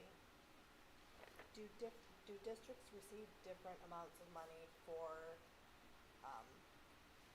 that? Yes, Some because districts that don't they all need had to fill out like what they currently had, Okay. whether, and then they said whether they were aligned or not, and so it went on based on like who was aligned, who wasn't aligned, were you aligned with this but not with materials and all of that. Okay. So yeah, but I think what was it? What did Hudson get? They were More than aligned, us. and they got more than 250. us, and they were aligned. What is it? We have integrity and foundations, which is considered aligned. So part of our ELA program was aligned. Was Hudson aligned? That's The why Hudson was aligned? I don't think so. Oh, they No. were not. Oh, okay. Hudson wasn't aligned. Were they partially though? I don't think they've been. No, they were no, it was a whole controversy in Hudson for several years that they were. And being the news. Yeah, they got more money than us. But the other point to be made is that those that were even, because I had called on this, that even if they were not aligned at all, they still, or I'm sorry, if they were fully aligned, they still got money. And I said, why are they getting money? And he said, because we're just making the assumption that they may need to buy something. But if you would collectively take all of that money for districts that were fully, implementing, you would have enough to cover all of our costs probably. I mean, I didn't do the math, but at least another portion we would have all gotten. So I'm When I- still fighting the fight. When I went to the Board Leadership Institute, they had, and I can't remember his name off the top of my head. Gaskin. No. Scott Hunt? Yeah. And were you in that one, Anthony, Mr. Gomez? No. I asked him specifically that question, and he was unprepared to answer that question. But they wouldn't give us as much as we're asking for because we're considered partially aligned though. So even under your argument, we would still lose out because we are considered partially aligned. So. Yeah, I went back and forth with the one gentleman, and he told me basically my next call is to the governor's office, so. Which I'm not afraid to do either. But they are now reconsidering or trying to see if there's ESSER funds that are left over and give to districts. However, we can't collect that because we are already using ESSER funds to pay for it. You can't supplant federal funds with federal funds. So even if there's money, we won't get it. So in other words, this is a mandate that they're really Yeah. not paying. This is the largest mandate I've seen Yeah. in my career, and I've been around a while. I mean, this is, Yeah. because if you count the 1 million that we lost, essentially, right? 2 years, if you wanna count that, the residual value of whatever that is, and then another 400 $60,000, whatever, to put in. This is the largest unfunded mandate, well, partially funded mandate I've seen.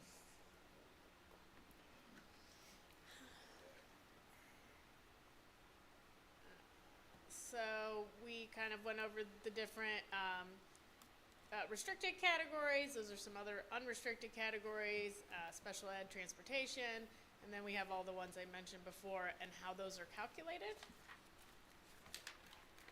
And there's kind of the snapshot of all of those things I just mentioned.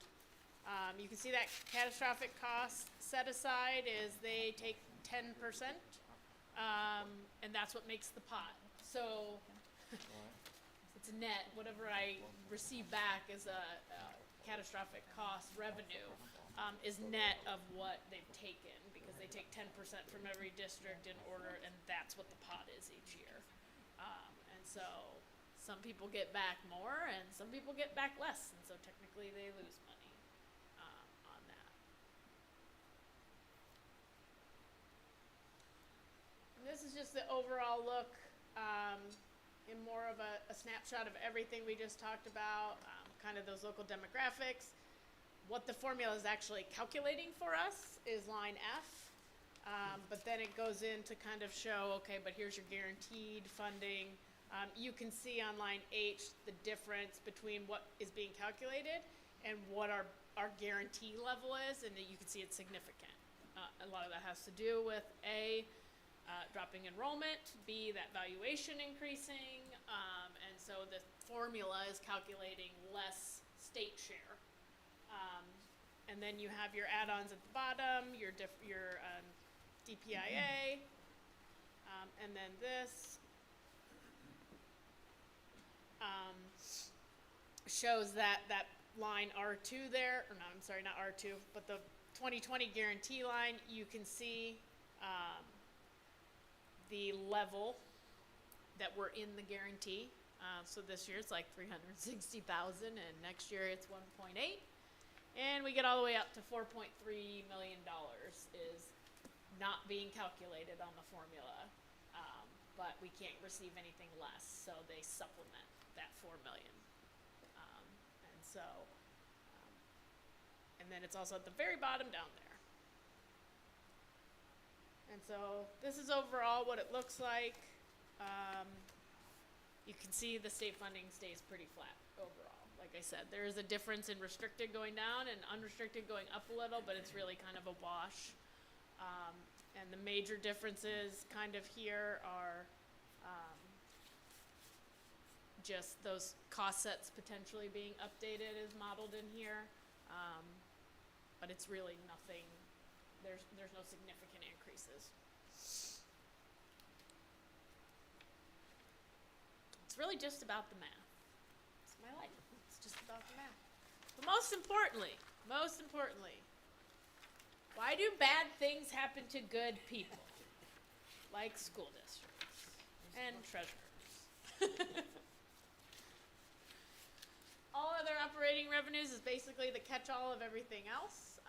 Interest on investments, rental income, tuition costs, pay to participate. You can see there that is how we are projected. It is much larger in those earlier years because this is where open enrollment came in and was too, and that is no longer how it is done. And so that portion of, I believe I have it in here, was about 3.2 million, I want to say. Yeah, 3.2 million. So it used to be recorded there as a revenue. Now it's just part of the funding formula. So obviously we remember the interest level falling to pandemic level, but as of recent, because of the Federal Reserve strategy, we've seen some nice gains on our investments as far as interest goes. So there has been pressure obviously on the Federal Reserve to start, with inflation, to start doing something, which we expect to happen sometime this calendar year, which is going to decrease some of these opportunities that we have. And obviously our cash balance going down is we will not have as much to invest. We'll decrease this, but while we do have cash balances, we are trying to capitalize and make the most of it and get the most bang for our buck with that. One other thing that is forecasted in the future, the Medicaid school program.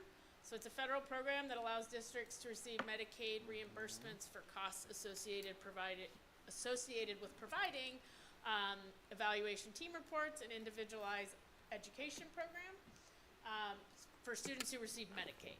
So previously the district was enrolled in this. They made some changes probably around 2018, 2019 that involved the superintendent and treasurer giving their personal social security numbers, and it wasn't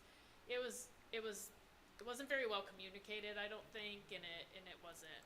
And so now that it's been a while, they've kind of done a better job of kind of explaining why and what, and it doesn't seem like such a potential risk for either the superintendent or the treasurer. So we have re-enrolled in that program, and so we used to get about $200,000 a year-ish in those reimbursements previously. I think the last time we got one maybe was in 2020.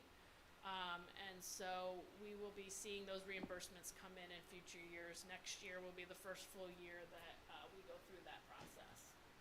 And we had previously approved that as an agenda item to use healthcare billing to help us with that. And then other financing sources are really two things: the advances in, so money that's coming back in. This happens in July, that was advanced out at the previous year's end to cover any negative cash balances for grants. And then we also receive excess cost funding from the 6 district compact districts for the special education coordinator and project search. We employ those individuals and we run those programs, so we pay all the costs up front. And then at the end of the year, we get a list of those students and we bill back to each district that, a per pupil amount of what it costs for them. And so we receive those the following year, then those payments from those districts. And those are in that category. Oh my God. Maybe we should just take a break. We're gonna power through. Past your 15 minutes, so you gotta keep going. I know. So expenditures, no shocker, salaries and benefits are the largest, about 77.3%, which is a really good percentage overall. Right around 80 is usually good, so to be under that is pretty good. Historically, total expenditures increased 0.14%. And again, a lot of that is skewed a little bit because of purchase services used to be expenditures, and now they are no longer as part of the state formula, so open enrollment, community schools, and now our expenditures have decreased over the past few years. They are expected to increase 4.35% annually, which far exceeds the about 0.5% that we said revenue was going to increase. Do you have, sorry, this is probably not fair to ask you off the top of your head, but when we say 4.35% annually, what would 1% signify? Hold on.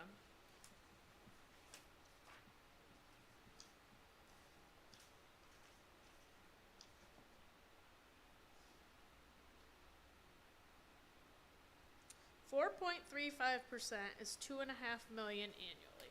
Okay, thank you. Yeah, it was in there somewhere.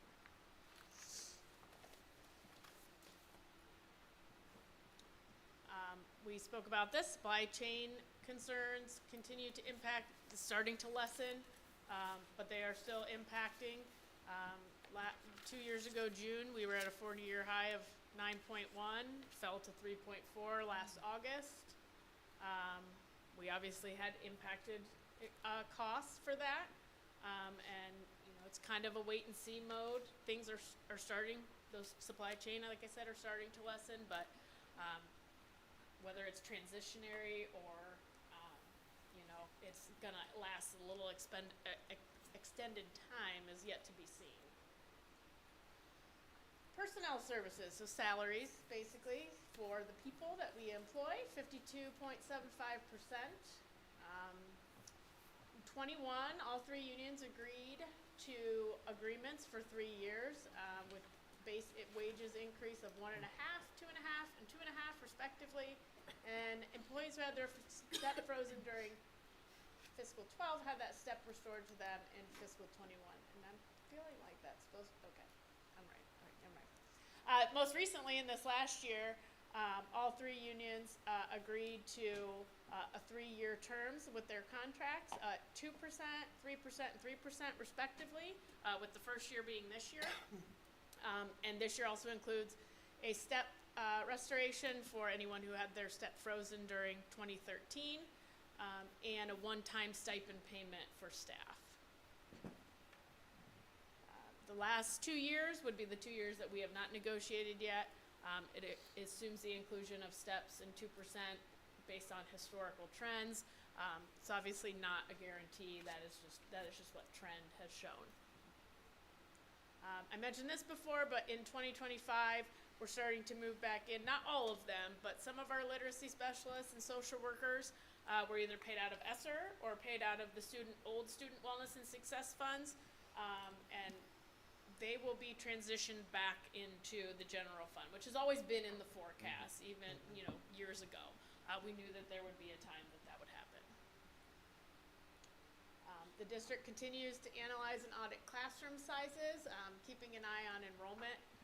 Obviously, with enrollment declining, we really have to monitor staffing and align staffing to be, what enrollment dictates. And I have a question for because probably more for Dr. Salko's team to do, but as we look back on page 9, when we have district enrollment going back to 2018, could the board get a staffing comparison from 2018 to 2024? Because I think that's going to be important information. I have that depending on how. So it's actually part of the audit book somewhere, but I can send it to you as well. Yeah, that would be good because I think, and I know, I also want to say 2 things. One, that isn't just because we should. That isn't just because anyone up here suggesting we should slash based on 1,000 students leaving. There's a million factors that go into that. And 2, it also isn't to say that we should compare education in 2018, education in 2024, because we've learned things from COVID. So there's factors in all of that. So just want to say that as I ask for that. We do the last 10 years in each audit, so I can send that. And then the other thing I know, Mrs. Schaefer and I brought back that idea of that staffing report that. Yeah, you didn't show that to me. Well, we told you who did it, Mr. Keaton. So maybe Mrs. Schaefer can. Do you have that? Do you have it? Because that's an idea of going forward. Because I know that's something we've struggled with as a board, is trying to understand when people leave and new people come in, the economic impact that has, to try to make sure that we're being responsible when we create new positions and then positions leave. And I think that this tool would help us as a district and as a board in understanding that. Yeah. So that's something we can share as well. Yeah. In terms and of I may going have forward. something similar or something Yeah, that I can. whatever works for you in terms of. But I think that I know as a board that's something we've struggled with understanding. We take your word because we trust you when you say we're cost neutral. We trust our treasurer, and she's not going to lie to us because she has to defend the numbers. But I think this report would help us understand it more because that's always our job as well. Yep. Okay, Yeah. thank you. Give it to me. I will take a look. And so here's what that looks like visually, obviously, going up slightly each year based on those steps and those percentages.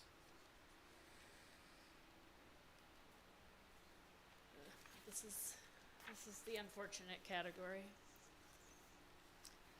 So employee retirement insurance benefits, this is about 22.5% of our operating expenditures, includes Medicare, health insurance, workers' compensation, retirement costs. So there's a little bit of an increase in 2024 to account for the changes that we made to CFEA and admin and exempt, and paying their severance into an annuity plan. So it's classified, it used to be classified as salary because it was paid out through payroll. This is not paid out through payroll. It's considered a fringe benefit, and so there's a shift there for that. This is what this looks like. You see the large jump from 24 to 25. We're going to go into that. So this has become one of our fastest growing and most volatile costs in the district. I'd like to say, fortunately, we are not the only ones in this position, but it's not good for anybody, but we are not alone. It's not, something we're doing or not doing. It just is what it is right now. A lot of it stems from people that had not gone during COVID and now going. Two, you're seeing people charge more because they can, because it's not unregulated. I mean, they can. And another big factor that has kept costs down around this area for a long time is that Akron General and SUMA used to be independent, and they kept their costs low. And then Akron General got bought by Cleveland Clinic, and now they're Cleveland Clinic prices. And so SUMA will say they didn't raise theirs, but they did because they could because Akron General did. And now SUMA's also being bought. And so those costs that used to be, that's where everybody goes around here, have skyrocketed, really. And so we do a lot of stuff, and our TPA, NFP does a really good job of trying to get us into different programs to save money on people that have higher prescriptions and different things like that. So we do all sorts of stuff that we can, and obviously, we go out for requests for proposals now like once a year just to try to leverage, our group and get a better deal. And doesn't it matter, like if one person gets very ill, like cancer, doesn't that affect everything then and everybody just from one person? Yes. Yeah, which is not right, but. Yep. So next year, the Health Consortium, we approved in April, so this is recent, 18.14% increase to our health insurance premiums. In addition to that, due to the tumultuous activity in our insurance, our reserve balance, there is a base basically where they say you should be this reserved. Last year we were at 750,000 positive, good spot. This year we were negative 1.5 million. And so to get us, we should really be at about 1.5 million positive. So in order to refund that, we would pay $3 million. The way it works with the consortium is they make you pay a third of that. So in addition to 18.14%, we will be making $1 million payment to refund that reserve balance. The reason it's a third is because they don't want you to pay the whole thing and then find out this was an anomaly year or something, and then you're way overfunded the next year. So they do a third, just to kind of gauge then into the next year if that was enough. If not, we'll be there. So previous to this, we had forecasted 8%. So that is a huge amount difference. We are still projecting about 8% in 26 and 28. We're hoping this is a one-time kind of right the ship type thing, and then we're back to more in line with what we have been. I mean, we've had a pretty good run. That's almost unheard of, what we have had in increases. Overall, that's pretty good, given all the things that happen and everything that's gone on in the past few years. But unfortunately, we are not the only ones, even in our consortium. There are many others that are in the same boat.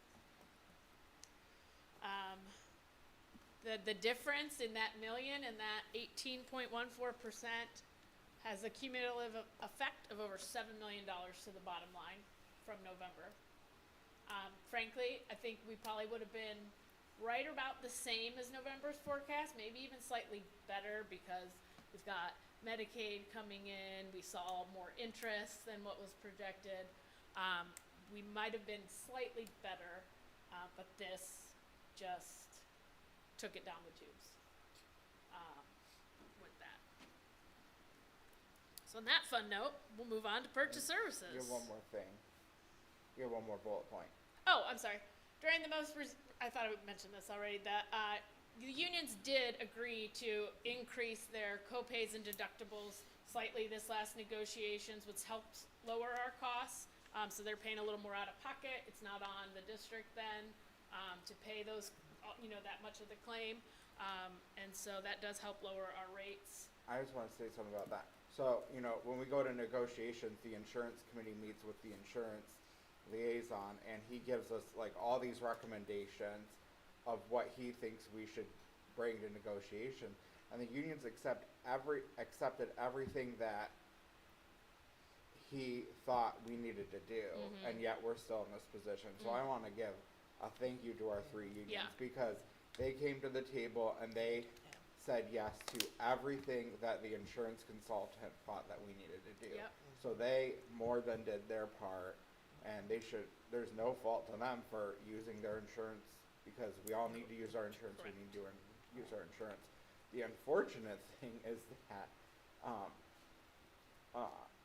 the result of this whole situation, no fault of theirs, is that these rising insurance costs have completely decimated our financial position as a district.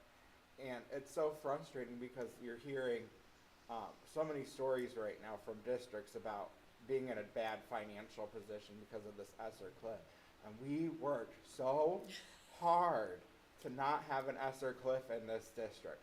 We worked so hard to make that possible. And we don't have an ESSER cliff in this district, but we now have this insurance cliff that we're facing. And it's just so frustrating because we put so much effort into creating a positive financial position in this district, and this just comes out of seemingly nowhere and just decimates all this hard work that we have done, and there's truly nothing we could have done. No. It's completely out of our hands. Yeah. And it's so frustrating, and I have absolutely no idea how you communicate that to the community. We make the insurance TPAs come in and do it. But it's so, and I think you can speak for the whole board, it's so deeply frustrating. Because all of us, our administration, all three teachers unions, we all did everything we could do. And again, thank you to our teachers unions. They say yes to everything we brought to the table, and yet this comes out of nowhere. And when you get to the end of this, it's a horror story. Yes, it is.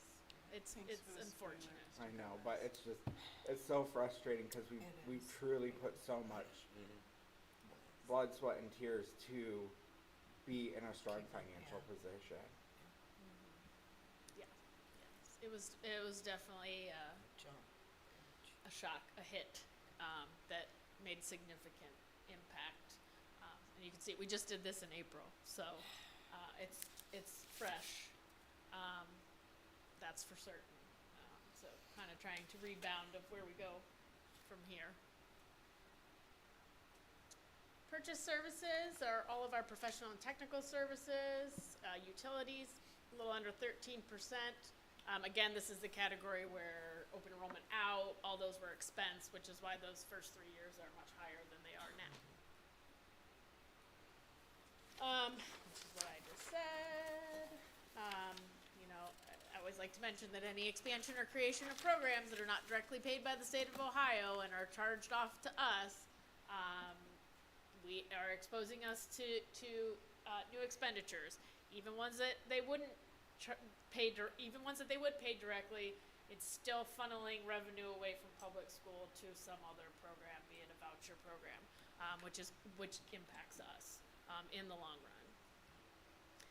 Another area of concern in this, and it always has been, but we see it more and more now, is the increasing amount of tuition payments for students who attend specialized programs or schools outside our district. We strive to provide a wide range of opportunities, but there are instances, as you know, where students they require more than what we can provide them here in district or locally. So what we have to do in that case is make tuition payments to that outside school or outside agency. the growing number of students requiring those services, coupled with those tuition rates rising, it's the same thing. They can charge more, so they're gonna, has contributed to a notable increase in those tuition costs and transportation costs, because it's not always feasible for them to be on a route that, depending on where this program is, and so we have to hire outside transportation to take these students, which is obviously another additional cost. Supplies and materials, so these are your textbooks, your supplies, your newspapers, your cleaning supplies. Fiscal 25, 26, and 28 show adoptions of new texts, so Science 612, Math 612, and then the latter year English Language Arts K5. There is an increase this year to show that subsidy and this payment. It's not in the forecast because, well, the 193,000, I apologize, is in the forecast. The remainder of the cost will be paid out of ESSER, so it will not affect this forecast. And that 193 is really an in and out. I mean, so it might as well not be in the forecast. And still, this is only about 2% of our total expenditures. Looks like this, and you can see the different adoptions over the course of the years, which is why the different levels of expenses. Capital outlay, these are for our capital equipment, fixed assets, things that have a life expectancy of 5 years or more. Obviously, this was very much impacted by the emergency levy passing in 2017, and the fact that we do not have a permanent improvement fund. If we had a permanent improvement fund, it would not be part of this forecast, but we basically use our emergency levy as a permanent improvement fund for the most part. So not having that permanent improvement also it's tough at times because we have to use general fund operating dollars for all of those expenses. You can see the increases again as we've been doing Lincoln and Richardson for air conditioning, and right now in the process of Price and Preston. Engineering.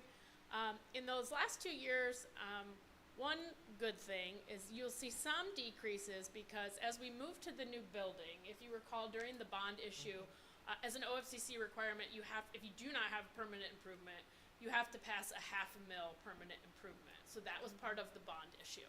So we have been collecting on that. That is not part of the general fund. It's set aside in its own permanent improvement fund, which is the 034. And that's used for any potential repairs or maintenance of the new building. Only. Yes, Not only. anything Yes, else, only just the new for the building. new, yeah. So it is only for that building. But if there's ever, when we need replacements of boilers or things like that, or if there's an emergency, we will be able to utilize this fund and not the general fund going forward. For that building. For that building only, yes. I just- For that building, yes. If we would still be for the existing buildings that are Sir Roberts and here, as long as they're still here, and we are still the owners, we're responsible out of the general fund, and same with the elementaries. Where is that permanent improvement fund? It is the 034 fund. 034? Yep. Okay.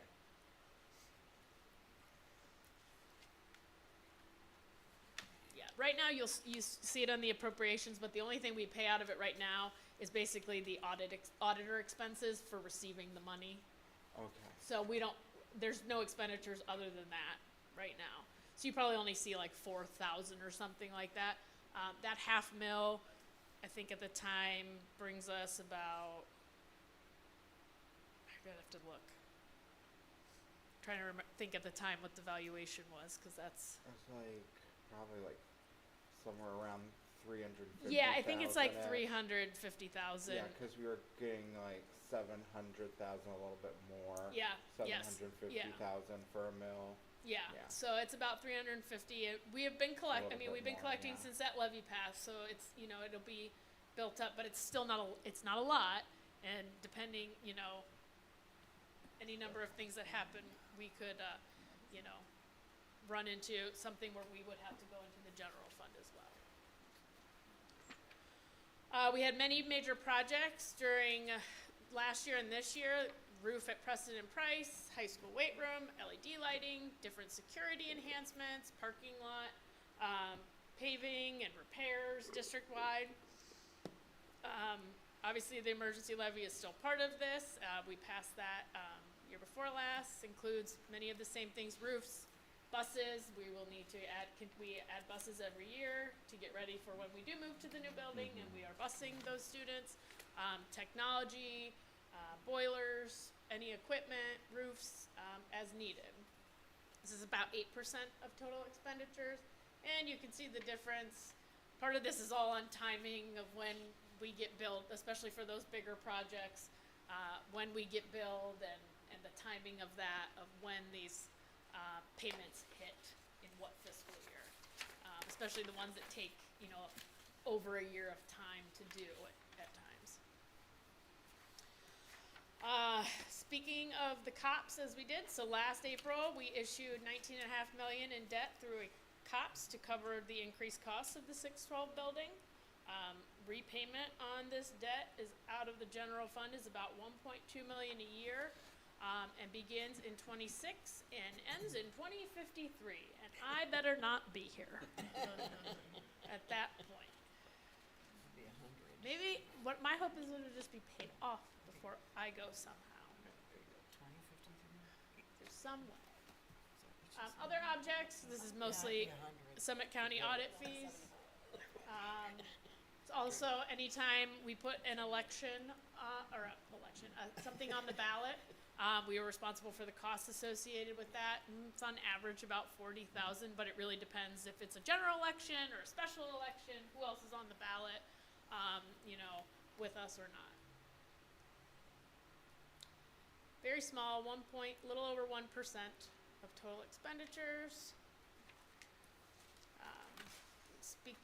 Total other financing, these are the transfers and advances paid out at the end of the year to cover any negatives to grants that we are required to spend the money and then get reimbursed. We're not allowed to end the year with any fund in the negative, so they advance out and they come right back in the next month.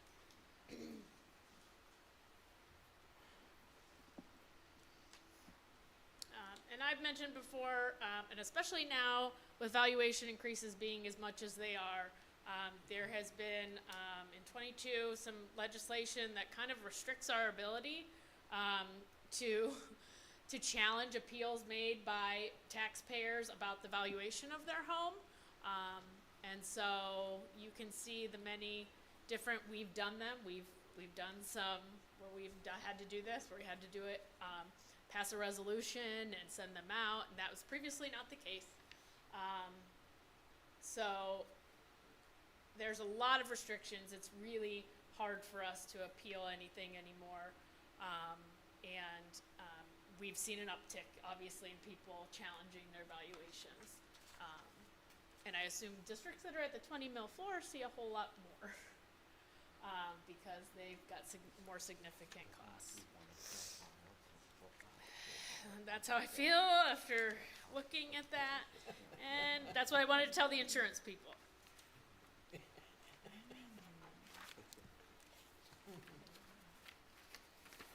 Okay, revenues over expenditures. But should never be negative. But I got some bad news. Because bad things happen to good people. So this is what November looked like. We were outspending our revenue in November. However, we knew this year-ish and into next year potentially, we were sitting on some of that emergency levy money. So you can see we had an excess of $3.1 million at the end of last year. And that's really because we had passed the levy, we were receiving it, but we were in the process of going through Lincoln and Richardson, hadn't made any payments yet. So we knew that this year we would probably exceed because eventually it's going to come due. We were spending 2 years of air conditioning money in this year. Yes. So that's why our budget Correct. was over, but we were. Correct. But if you look at the last 2 years combined, then we were still in the positive. And then it goes out, and it's typical to see that out in the 4 and 5 because of the conservative nature. But now we look at May, and you can see how that has increased. Obviously more this year, certainly a lot more next year because of the insurance. And then little bit going out for those items. Have you been able to plug in the budgets you've received yet into the forecast, or is that still yet to come? That's still yet to come. So these numbers could fluctuate a little bit. Yeah, most of the numbers I get for the budget, like what they budget, isn't going to significantly impact the So, forecast. But Other than insurance, what's impacting the red next year's budget? in next year's budget, We know insurance is a driver. yeah, I mean it's really insurance because we've got to make $1 million payment next year in addition to that increase there. So that is really what it boils down to. I mean that's probably, gosh, 4 million of it, close to it, just in insurance alone. But what's the other 99? The other part of it is really, so it's kind of the timing of those air conditioning payments and where they are. So, I'm kind of estimating that we'll be kind of like done, in a couple years here, but it's hard to say. It's hard to say when things will get started with Preston and Price and all this stuff. I'm looking at when we pass the 5-year emergency levy, in 22, and now here we are. But these next couple years, those are the big ticket items, are the air conditioning and then your insurance. And then we saw a slight increase, like I said, in real estate from the inside mills. But we're seeing other things go down, like roll back that state share, and different things. So, and as we keep going out, our interest revenue is decreasing, and that. So, there are some decreases in revenues forecasted in there as well. So right now, I will tell you at the end of last year, the average district in Summit County had 32.91% cash carryover. We were at 34.88%. Every presentation I've ever done, I've talked about how close we are to the bottom. I could not do that this time. We are the 8th highest in the county right now at 34.88% as of the end of last year.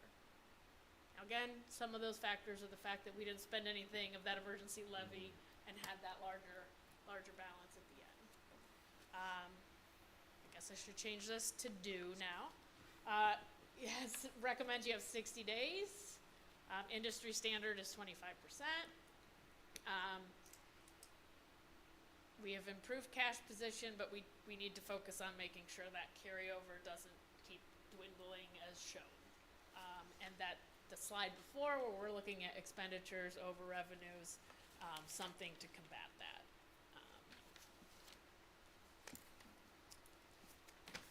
So from May to November, you can see that fund balance difference of where we say we were going to end 12.01. So November, we said about 17.4. We're at 15. Really, some of that is just the costs of air conditioning that maybe we had forecasted out in later years. And then you can see as we keep going where it's at. We were not supposed to be in the red until 28, and now we are in 27.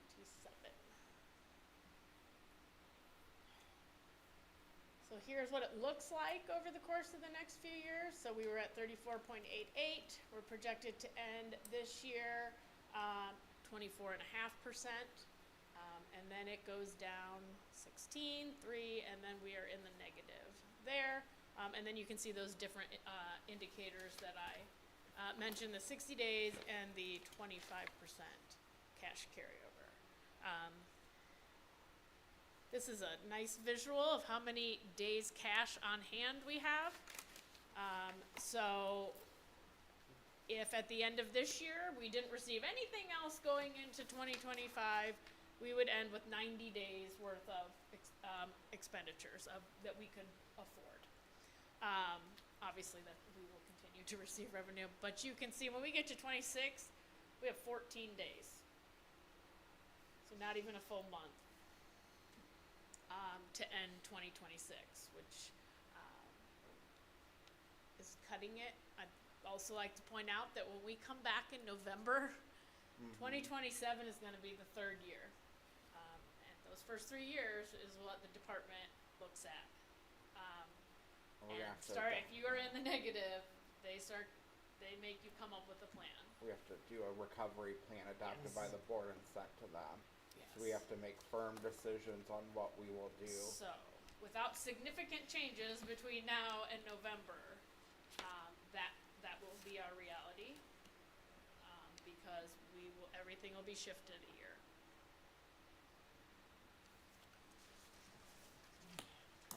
And Ms. Blight and I have been on the board in those times. Yes. They are not fun times to our fellow new board members. These are very difficult. I think Dr.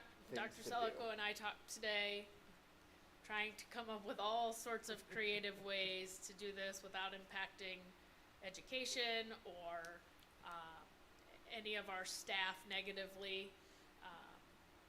And so we're gonna continue to do that. We have a couple meetings set up about different topics to explore, to hopefully try to come up with some way to make this look a little better come November, hopefully. I will say that today I had to miss my daughter's 3rd grade wax museum.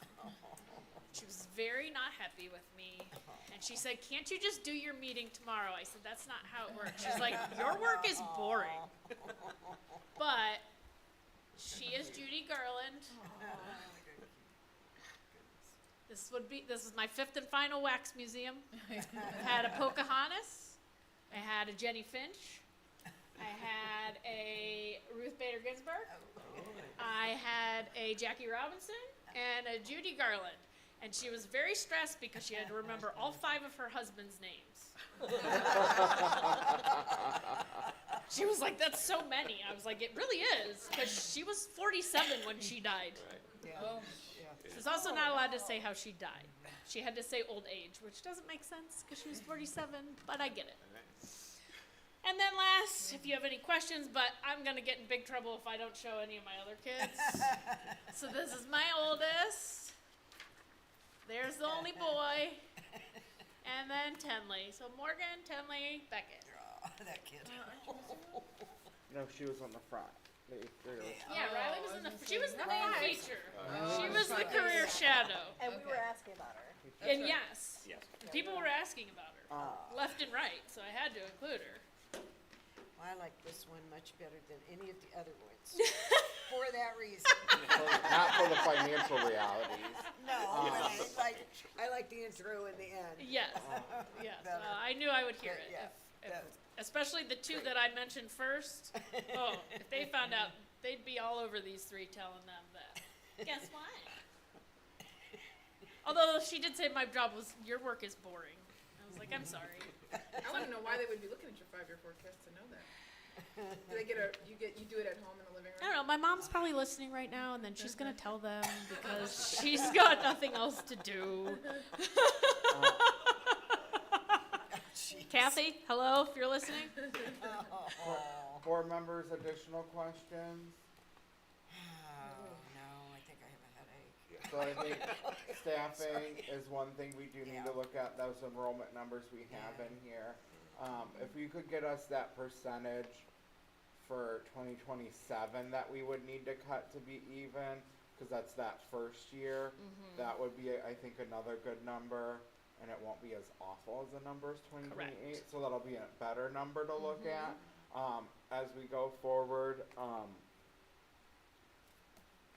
One other thing we need to consider as we go forward, we're continuing to talk about, we know we still have the tennis court issue we need to address as a board, so that's a piece we just need to keep considering, because we can't, once we vacate this property, can't do anything until we figure that piece out. So that's just one thing to keep in mind. There could be financial costs associated with that, as we know, board. So keep that piece in mind. I think that's very important because if we're going to make money off of this property potentially, we have to figure out what we're going to do with the tennis program before we can potentially make money off. So I think that's a good thing as a board to keep in mind in terms of that piece.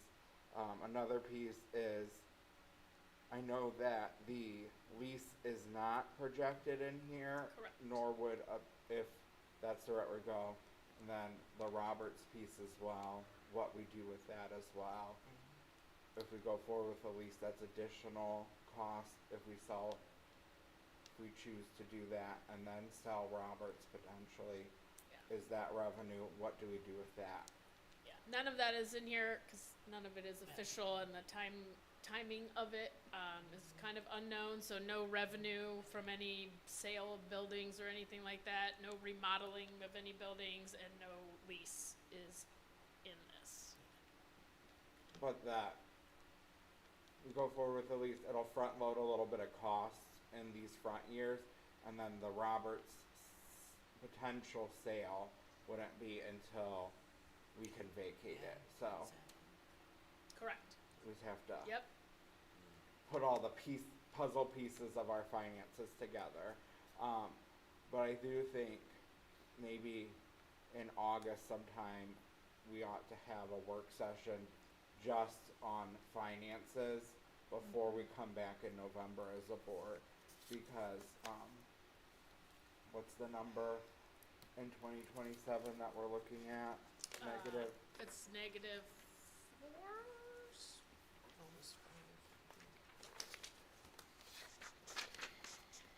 Negative 4.3 million. Negative 4.3 million. And so I think if we approve the 5-year forecast in November with that number, or there's going to be some sort of negative number in FY27 when we come to the November 5-year forecast. And if there's any negative number, DEW is going to require us to approve some sort of plan. So I think it would be more responsible for us to have some sort of discussion sooner rather than later. Because having served with Ms. White, approving the 5-year forecast and then scrambling over the holidays to cobble a plan together was a much more difficult way to do things, as opposed to knowing the position we're going to be in, whether we like it or not, frankly, trying to plan a little bit ahead. And that also gives Ms. Stoikoy, Dr. Selko, and their teams 2 months with vacation, certainly, I hope for both of you, to start thinking about some things and having conversations before we would expect them to bring anything out, to have conversation with us. Is that a reasonable thought, board, or would we like to do something different? No, I think we need to do I mean, something. I would expect us to vote on a plan in August. I don't think we can count on the state Yeah. or anything. We need to do something sooner the better. No, I think we need to I think that this unforeseen addition in our forecast is going to force our hands to make some decisions that we were hoping we had more time to make. Yes. And we're gonna need to have those discussions soon Yep. on many issues. Agree. Well, it's August, workable one, we can work on dates, but. Yeah. August sometime. Yeah. Yeah. So that'll be our path forward for now. It is what it is, unfortunately.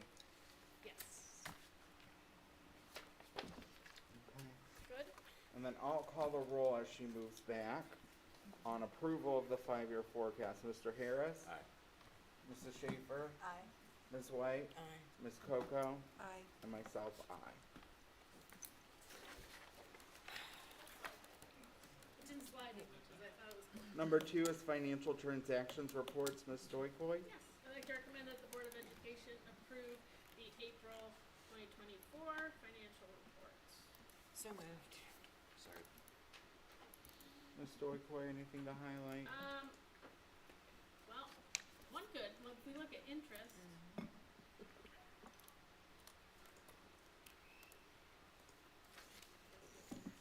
you go over, oh, come on. We had the best month so far this year. Again, combined, there is, construction in here, so not all of this is part of the general fund. However, we received $770,000 in interest in the month of April. So that brings us to 3.3 million for the year, which is much needed. So I'll take it to keep coming, or double, or triple. So.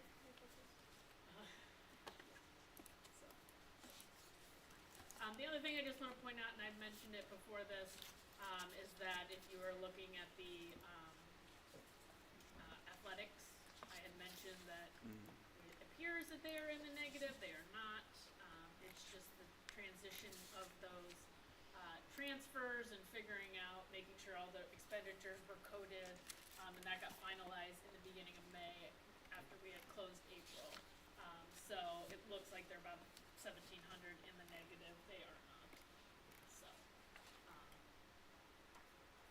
there's nothing to be alarmed at over there. And that's really it, because I went over it. Questions or comments from the board? I say our food service department continues to do a phenomenal job. Their numbers are just incredible.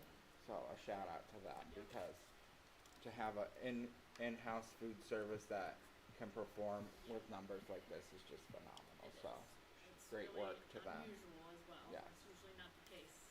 Yeah. Many districts have to transfer out money from general fund to cover food service each year. So that's I know during COVID we didn't know if it would last at these numbers, but when you kind of look at some of the historic numbers, like they are just it's really phenomenal work. So I just want to give them a shout out.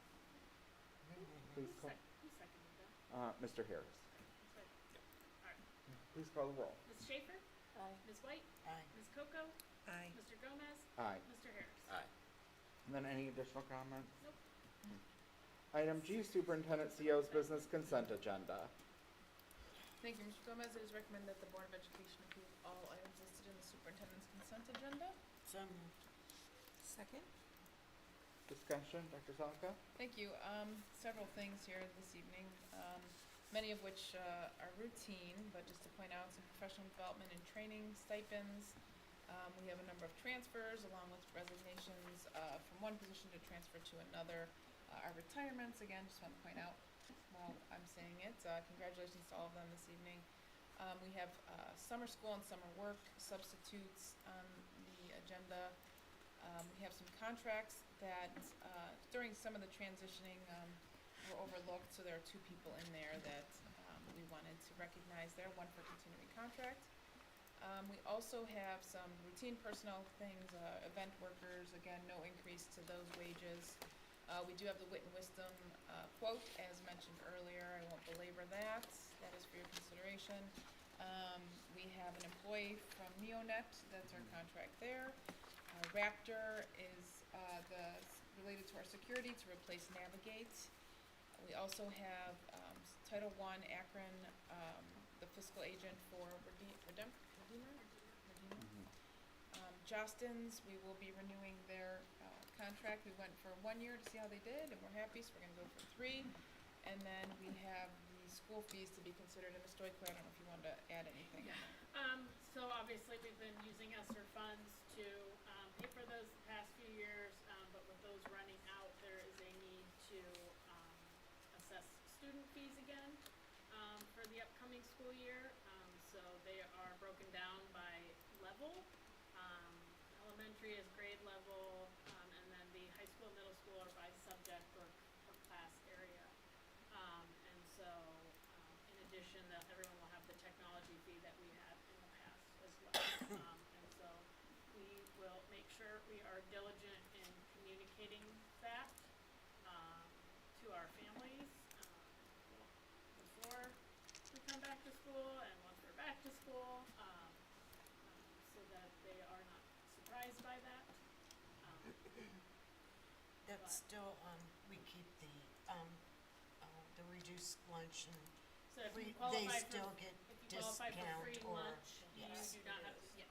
Okay, You do not, these fees are waived. okay, You qualify for free thank you. lunch, yes. But free only, Mrs. White, not Not reduced, reduced. just for clarification. And then So we a lot have the of people ask that question. discretionary policy that, they can, contact our treasurer's office or anyone can be, any building via the principal can, the principals can make referrals of families to the treasurer's office, and they do. We know that they do, and we continue to encourage them to do so as appropriate. When would we start communicating that? Do we have a Um, timeline? I was going to put something in the roar probably that goes out so that it's there. And then certainly we would like to have them in effect, so like at the, like as Mr. Gomez said, at the jump starts and things like that, that they're, there, if people need help, that they can pay them when they're there. That's always kind of been the goal. It's a little crazy because it's right then when everybody's coming back and you've gotta go in the system and assess all those fees, but it does make it a lot easier for those parents to kind of have a one-stop shop when they're coming. And so we will, certainly send things out Parent Square, as well. So it'll be continual, because I don't want anybody to be blindsided by it. If for some reason we see that there's just no way we're gonna get all of them logged in by the time like Jumpstart starts, could we try to find a way to identify like our EL families, cause we often pay for interpreters to be there, and those interpreters really assist those families with final forms and stuff like that, and to have, that assistance available to them when we have an interpreter there to actually assist them with that information, even if they're choosing not to pay that night, to at least be able to know that they can be fully communicated and have their answers, We should questions answered would yeah. really be, I think, important. We should be able to have them all on Okay. before then. And if not, then yes, we would, we can make accommodations, cause that is certainly one of the reasons people who are just not maybe technology and wanna use pay online. Same thing with their cafeteria accounts. I mean, that's been something we've done all the time, but some people don't know that you can do it online. Some people don't know you can set it to like auto refresh when you get a certain balance and things like that. So I actually do have some different handouts from Pay Schools that walk you through, and there are some that could also be translated as well, to kind of how you set up an account and how you go through the different things to pay fees or pay cafeteria and set up those balance alerts or automatic replenishment. 'Cause I get one like every week from my kids, and I go look at what they're buying. What are you doing? Sounds familiar. I'm like, what are you doing? Why is another $50 going on your account? Didn't this happen last week? It's those coffees. Yeah, I think the other push too will be at elementary level, where we have many families who have never paid student fees. My sister is one of them. She has right now a second grader and a first grader. Fees have been waived the entire time her children have been in our district. So, will she pay? Yes, because I'll make sure of it. But is it a completely new concept to her to pay student fees to our district? As a parent, absolutely. So it's a new thing, and with, if our parents are educated on fishing like Mr. Hutch would like them to be, when you get a new thing asking you for money, you've never gotten before, and it's your third or fourth year having a kid in the district, you might be weary of that. You might think, well, I've never gotten this before. It's my fourth year having a kid in the district. So I think elementary is going to be a big push. We plan to have an explanation for that exact reason. And I'll check in on my sister's thing, to make sure she won't work on that historically. The other thing I wanted to comment on personally was the wit and wisdom. I went through read every book name on here, and I Googled quite a few of them because I wasn't familiar with some of these. A lot of these books are books that anyone probably in the room would be familiar with, or that we probably read when we were learning to read. But some of them are much newer books, and I appreciate that mixture of books as well. And I also like there's a lot of diversity, and I think as you look at the diversity in our district, I do think that there is a book in here that as our kids progress through that all of our students will see themselves in at least one of these or more of these books. And so I think that's great as well. So I really appreciated that. I think that's really good when you do like themes. You can do a lot of that, and I do appreciate the writing part as well. So, just real happy about that. Any additional questions or comments? Okay, please call the roll. Ms. White? Aye. Ms. Coco? Aye. Mr. Gomez? Aye. Mr. Harris? Aye. Mrs. Schaefer? Aye. Item H, Superintendent CEO's Business, Dr. Selko, comments this evening? Yeah, I'll be brief. I know we're going long. I want to just point out some really great events that I attended in the last couple of weeks, and just very touching. Our Special Olympics, our senior awards was very well done. I was very impressed with everyone involved. Our graduation, of course, last night. We all thoroughly enjoyed that. Other than being hot, it was great. It was worth it. Yes, it was. Mrs. Hausman and I have been on coming in on two wheels on all the schools. We went to 4 schools today, a couple yesterday. We're going to go to the rest tomorrow just to say our goodbyes and see the kids one last time. I know the beam signing event I had to miss due to a family obligation, but was able to see pictures. I went and saw the beams myself, so I could see. Scribble. I did scribble on it, but actually it was rather neat. I heard it was an amazing event. I appreciate the work of Ms. Stewart, who organized it, and also Hammond and others who had helped, so really appreciative of that. A little disappointed in some of the things I saw on the beams, I'm not going to lie. I wish it was just a little bit more respectable, but, you know, that's just my opinion of some of the comments I wish we didn't see, but that's okay. And then just lastly, just being the end of the year, and just, thankful to the board and thankful to our staff and our students. It's been a great second year. We're going to be super busy, and thanks to my administrative team for tolerating me and for working very hard. We all expect that of one another as a team, and we know that next year is going to be really busy for us. We just heard the assignment of really sharpening our pencils and looking at things, how we can save money, and then, as we know, the transition to the new schools. We are committed to every Wednesday throughout the summers, our team, to just focusing solely on that transition. So, with that is it. Thank you so much. Thank you. Item I is board business. Number 1 is renewal levy. So this discussion is based on previous presentation that Ms. Stoikoi gave on our renewal levy cycle. We know that our 7.9 mil levy comes up for last collection at the end of 2026, correct? Or is collecting through? Collection 2026, yes. Expires in end of 2025. Yes. So We our still last collect for time to 2026. renew it would be November of 2026, and we said we wanted to have discussion of when we ought to put it on the ballot and for what period of time we thought we ought to put it on the ballot for. I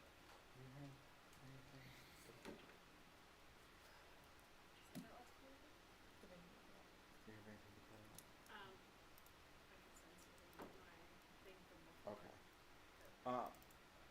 So this is our 7.9 mil levy. We don't need to have any conversation about our need for these funds. That's pretty clear. The conversation would be, we have 3, between right now and expiration, we have 3 opportunities to put on the ballot. It would be this November, next May, or next November. And then we have a variety of options of lengths. 5 years For these two, it's 5 years or continuing. or continuing. The emergency levy Has the 10-year option. has the 10. So we have 5 years or continuing. So that would be what we are hoping to discuss tonight. What is the next renewal levy after this The one? that we have? 9.97 mil levy, and that is in 2027. So it's the 7.9 is the first one up for renewal, and then 9.97 is the year after that. So then we would have an opportunity for that one would be November. Well, that depends on, it's like dominoes, it depends what we do with the Right, 7, yeah, right. correct. Right.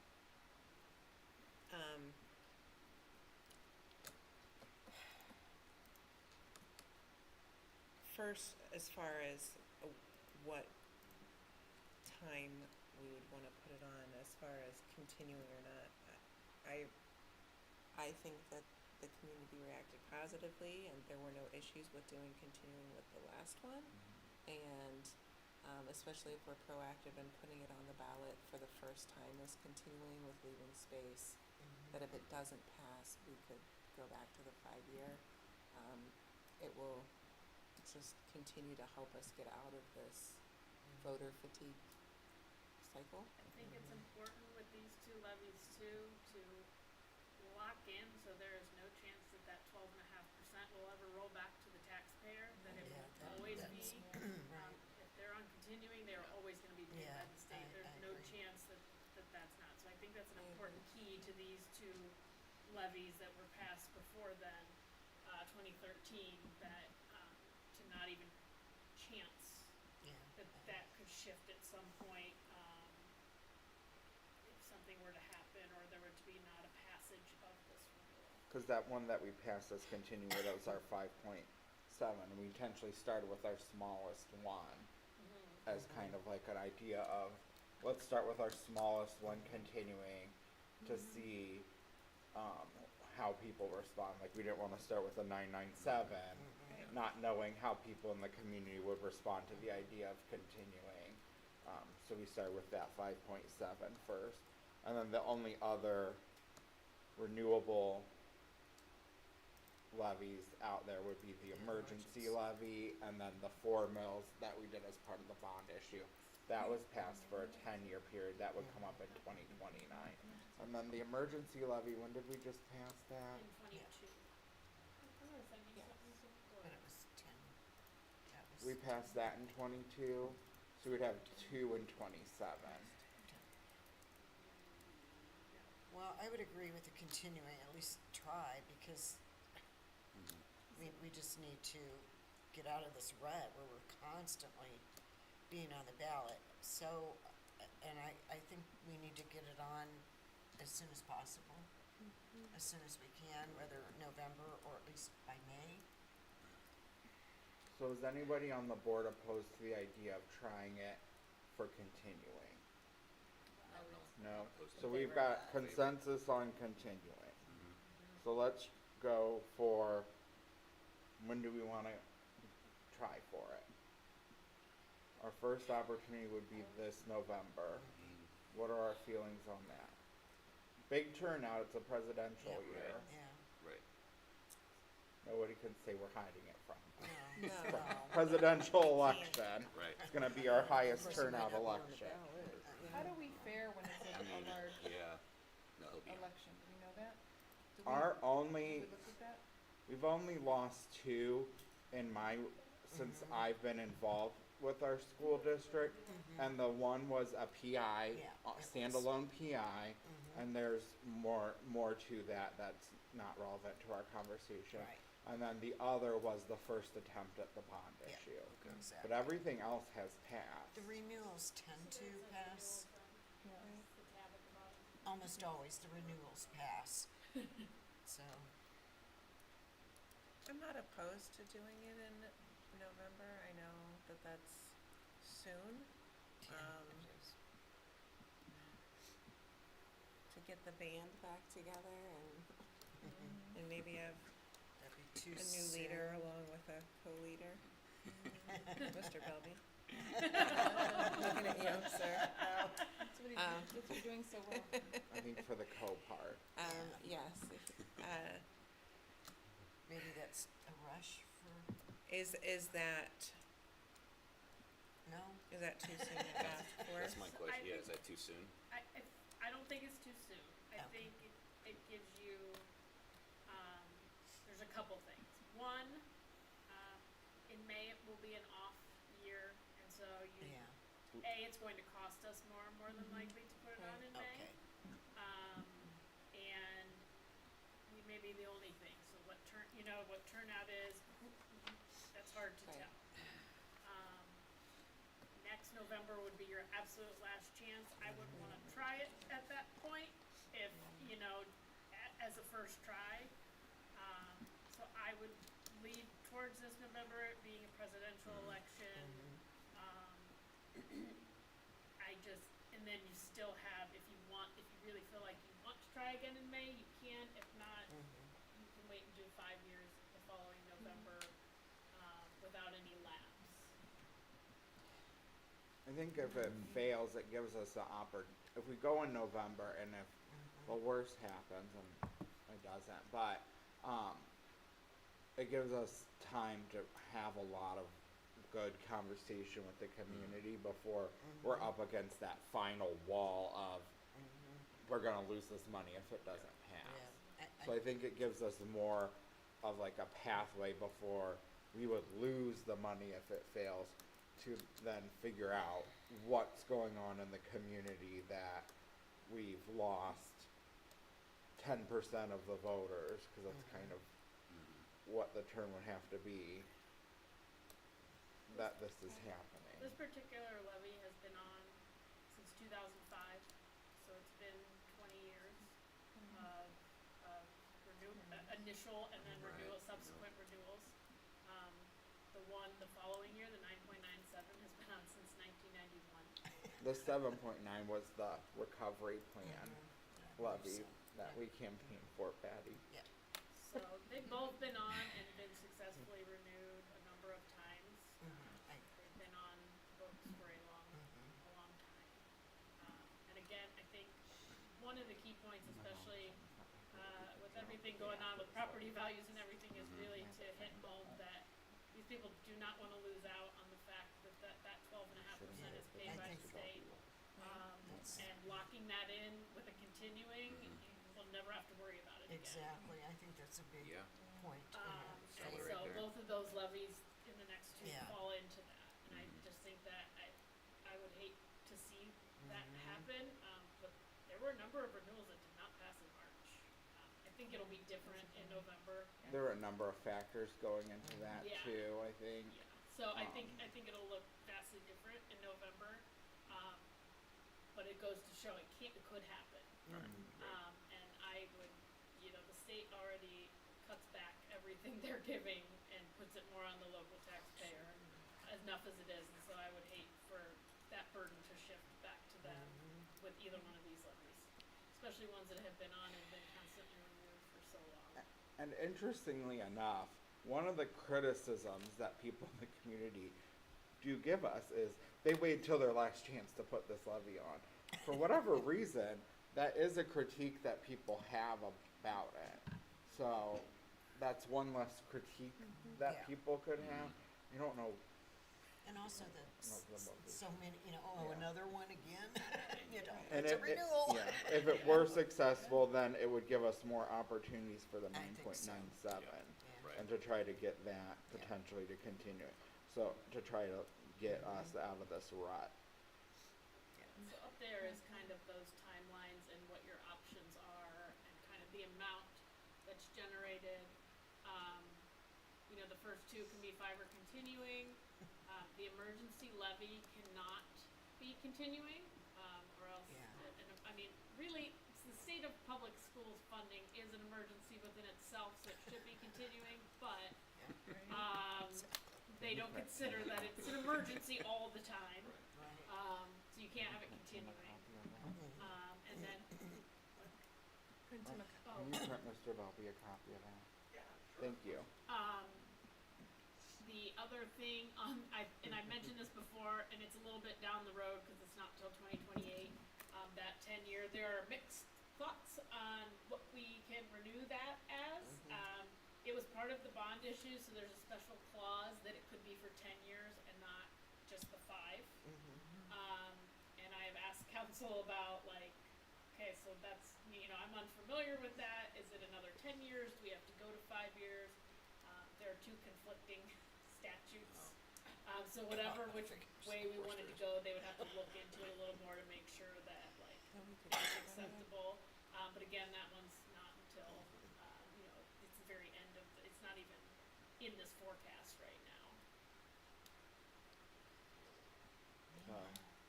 But yeah, you can see when the first option is, and second and third, and then I know the campaign is part of it, but with the auditor's new recommendations, we're not allowed to talk about that part of it here. We are allowed to discuss it outside of here in groups of 3 or more because it's not considered board business under his recommendation. So we are actually, as a board, allowed to get together and discuss specifically just that, because that is not considered now board business, and we would not be on board time to do that. It's very strange, but that is his guidance. Okay. It is what it is. Are we decided then, November continuing? Yeah. I think we have consensus to try for continuing this November. I think that we need to. I think so. Okay, and then Ms. Stoyko will have that for us at our next meeting, the first part. already have it. Well, I had it with a clause of Maybe. there maybe, and I don't know exactly which direction we'll be on, but maybe you want to start, so I have it, because we are going to have to get it, then send it to the auditor, and then wait for them, and then do a second resolution, and that's all due by August. And so anticipating that, I have them kind of draft a resolution for the first one, that could potentially have needed tweak depending on what you guys decided tonight. But I didn't want to miss any of those deadlines. And then one of the other things that's new that we have not done in the past, formally, but we kind of have, but we haven't formally adopted as a board, is the statement of facts. So that's something that we will look to do down the road, is we'll develop the statement of facts that they call for, and we'll formally adopt that as a board. We can work to get people copies of that auditor thing. It's not horribly confusing, and one thing I'll say about our district is we have been following most of it. There's only like a couple little things we have to do differently. And they changed the thing, we're allowed to thank people now, which I thought was nice. Oh, they did change it? Yeah, we're allowed to thank people after the fact. I couldn't hear the last one. We're allowed to thank people after the fact, just not Oh, okay. preemptively. I thought that was cruel, but they changed that, and you're allowed to now. Originally, they were restricting us from thanking people for passing our levies, which I thought was Rude. I submitted a comment about that. I called it extremely cool.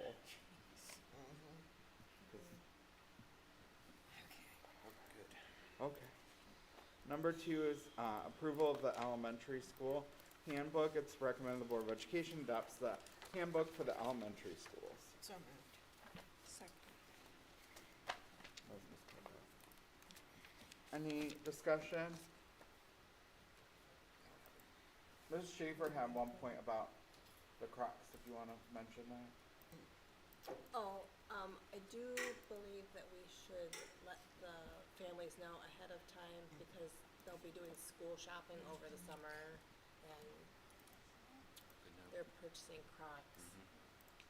The Crocs piece was her point, just to make sure families know that, because they'll be doing their back to school shopping. So just so they know, as they purchase footwear for school, not to buy I Crocs think for their open house elementary. would be too late. Yeah, probably. Yeah, that was our only. I didn't want to create financial hardship. Yeah. And then also, once a kid has decided they're wearing Crocs to school, then tell them they can't. Yeah, that would be That's great. it. Yeah. Exactly. Thought that was a good point to bring up, but we agree with it. We just want to make sure our families understand we don't create an undue hardship for them financially. Any other questions or comments? Okay, please call the roll. Ms. Coco? Aye. Mr. Gomez? Aye. Mr. Harris? Aye. Mrs. Schaefer? Aye. Ms. White? Aye. Thank you. Item 3 is middle school handbook. It's recommended the Board of Education adopts the handbook for the middle schools. So moved. Second. Any discussion on middle school? Please call the roll. Mr. Gomez? Aye. Mr. Harris? Aye. Mrs. Schaefer? Aye. Ms. White? Aye. Ms. Coco? Aye. Thank you. Number 4 is handbook for the high school. It's recommended the Board of Education adopts the handbook for the high school. So moved. Second. Any discussion? Please call the roll. Mr. Harris? Aye. Mrs. Schaefer? Aye. Ms. White? Aye. Ms. Coco? Aye. Mr. Gomez? Aye. Can we just give Mr. Elder a round of applause Yeah. for his work? That was gonna be in my comments, but. Because he did a yes. great job, and Yes. we Yeah. do sincerely appreciate the work that you did. No, we No, should actually thank Chris Jones as well, who stayed up till midnight last night revising, and again this morning too. So there were a lot of hands in the pot. Yep. Number 5 is future agenda items. In June, we'll start working on superintendent and treasurer evaluations. I will work with Mr. Jones to get those paperworks out to you. Do either of you know if you'll miss the July meeting? I'm working around it. Oh, okay. I didn't know. Yep. 'Cause Yeah, it's I- okay if you do. So, do we want to do work on the treasurer one at the first meeting in June, meet with Christy at the second meeting in June, work on the superintendent meeting at the last meeting in June, and then meet with the superintendent at the meeting in July? Works for me. That way we don't have to double pack any of them. Does that work for everyone? Yeah, Does that work for both of you? The second for me? We would meet with you at the second meeting in June, which is the work session, and then we would meet with you in July. Does that work for you? Then we're not double packing, we're just one. Okay. Anything else? We know we have our work session topics for the June meeting is the DEI policy and strategic plan work. If there's anything else that comes up that you feel like you need to pop onto that, let Dr. Salco or I know. I just want to also add, I'm sorry about the No, you're Spanish fine. adoption, just to keep our. That'll be on we- the we'll next push meeting. that back, and Yes. if that's okay, we'll put it on the next. Yep. Okay, thank you. Anything else I'm missing, board members? Superintendent? Okay. Thank you. Number 6, committee reports. Construction? No. Do you have any report? Athletics, you'll be meeting soon. Business Alliance Council, you had your final meeting. Any report? Dr. Salk can give the final wrap up. Refer to me, yeah. So we had our breakfast at Joshua's restaurant, and we were able to, lot of chatter. Everyone was really having a good time, I think, and we filled the room. So there were a great number of people there, and then the one piece that, takeaway that we're excited about that we reported out on is the Jobs for Ohio's Graduates, the JOG program, as well as our school links. We're gonna utilize those to, put our students in internships and to also have opportunities to earn money for careers, and jobs, I should say. So those were the 2 big takeaways. Thank you, Dr. Salko. Thank you. District Wellness Committee, Mrs. Schaefer. We went over, I think we all got it in our packets, the district scorecard. If you have any questions about that, go ahead, you can ask me about those. We went through them meticulously, and it was interesting, one of the questions was when we're evaluating the wellness policy, are we just in the wellness policy, or if if the other policies touch upon these items, would we include them in this assessment? Because it's district policy, or is it just the wellness specific policies? So I know Ms. Coco and I had one question for you about in the notes it talked about the national averages from 2018. I don't know if maybe you could reach out to like the staff person you're working with on that, if there was any updated numbers, like on the national norming, I haven't, but I will. if you could. Yeah, And thanks. just with whatever you find out. If there's not, Thank there's you. not. But we I know that was something Ms. Right. Coco and I had discussed. Because there should be If- reporting for 2022. Yeah, if they do it every 4 years, so we were just, or if COVID disrupted, I didn't know. We were just wondering.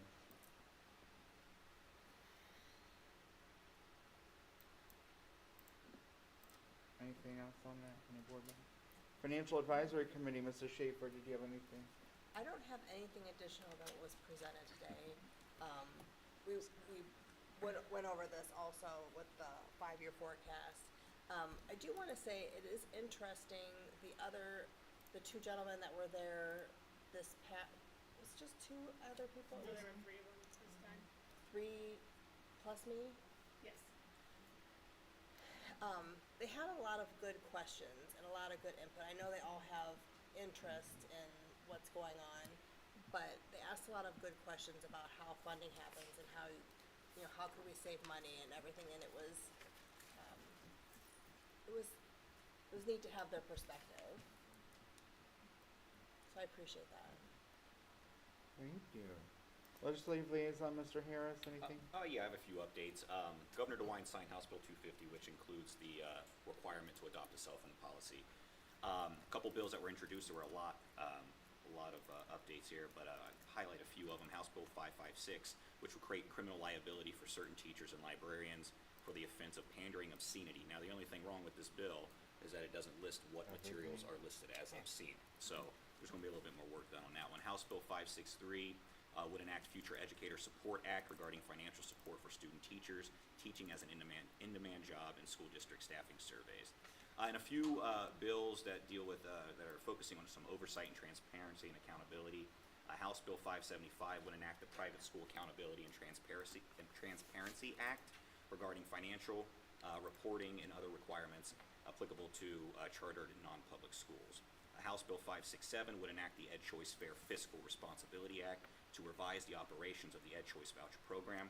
House Bill 581 would enact the Charter School Oversight Act, and then House Bill 591 would enact the Charter School Sponsor and Operator Rating Act regarding report cards for community school sponsors and operators.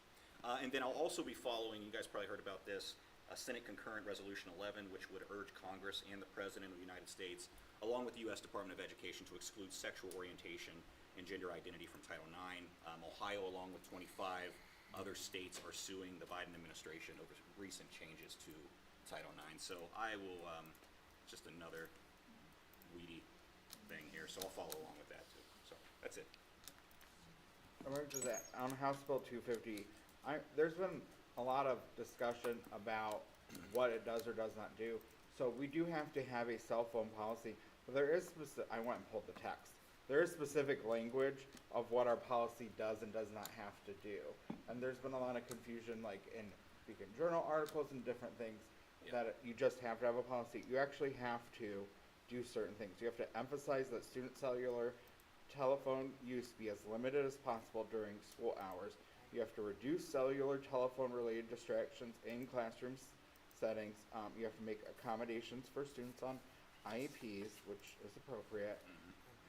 And it also says that we're not required to prohibit all cellular telephone use by students. So there are specific things that we do have to do. I just want to make that clear because there's been a lot of confusion over, well, you just have to have a policy and it can say whatever it wants. There are things that we do have to do because of that, and I just want to make sure people understand that as we work, because we will have to probably change our policy. I think what we put in our handbooks meets the measure of that, but we'll probably have to then change our policy to reflect what is then in our handbooks to meet the requirements of that bill. They're supposed to have a model policy out, we'll see Yeah. what that looks like. Student Achievement Liaison, Ms. White, was there? No, we Okay. didn't meet. Comments, number 7, Mrs. Schaefer. Wow, so much going on the last couple weeks. I will say, I did go to the cell phone meeting in the library by Mr. Smith, and I wanted to kind of hear what other parents were thinking about the new the proposed policy and everything.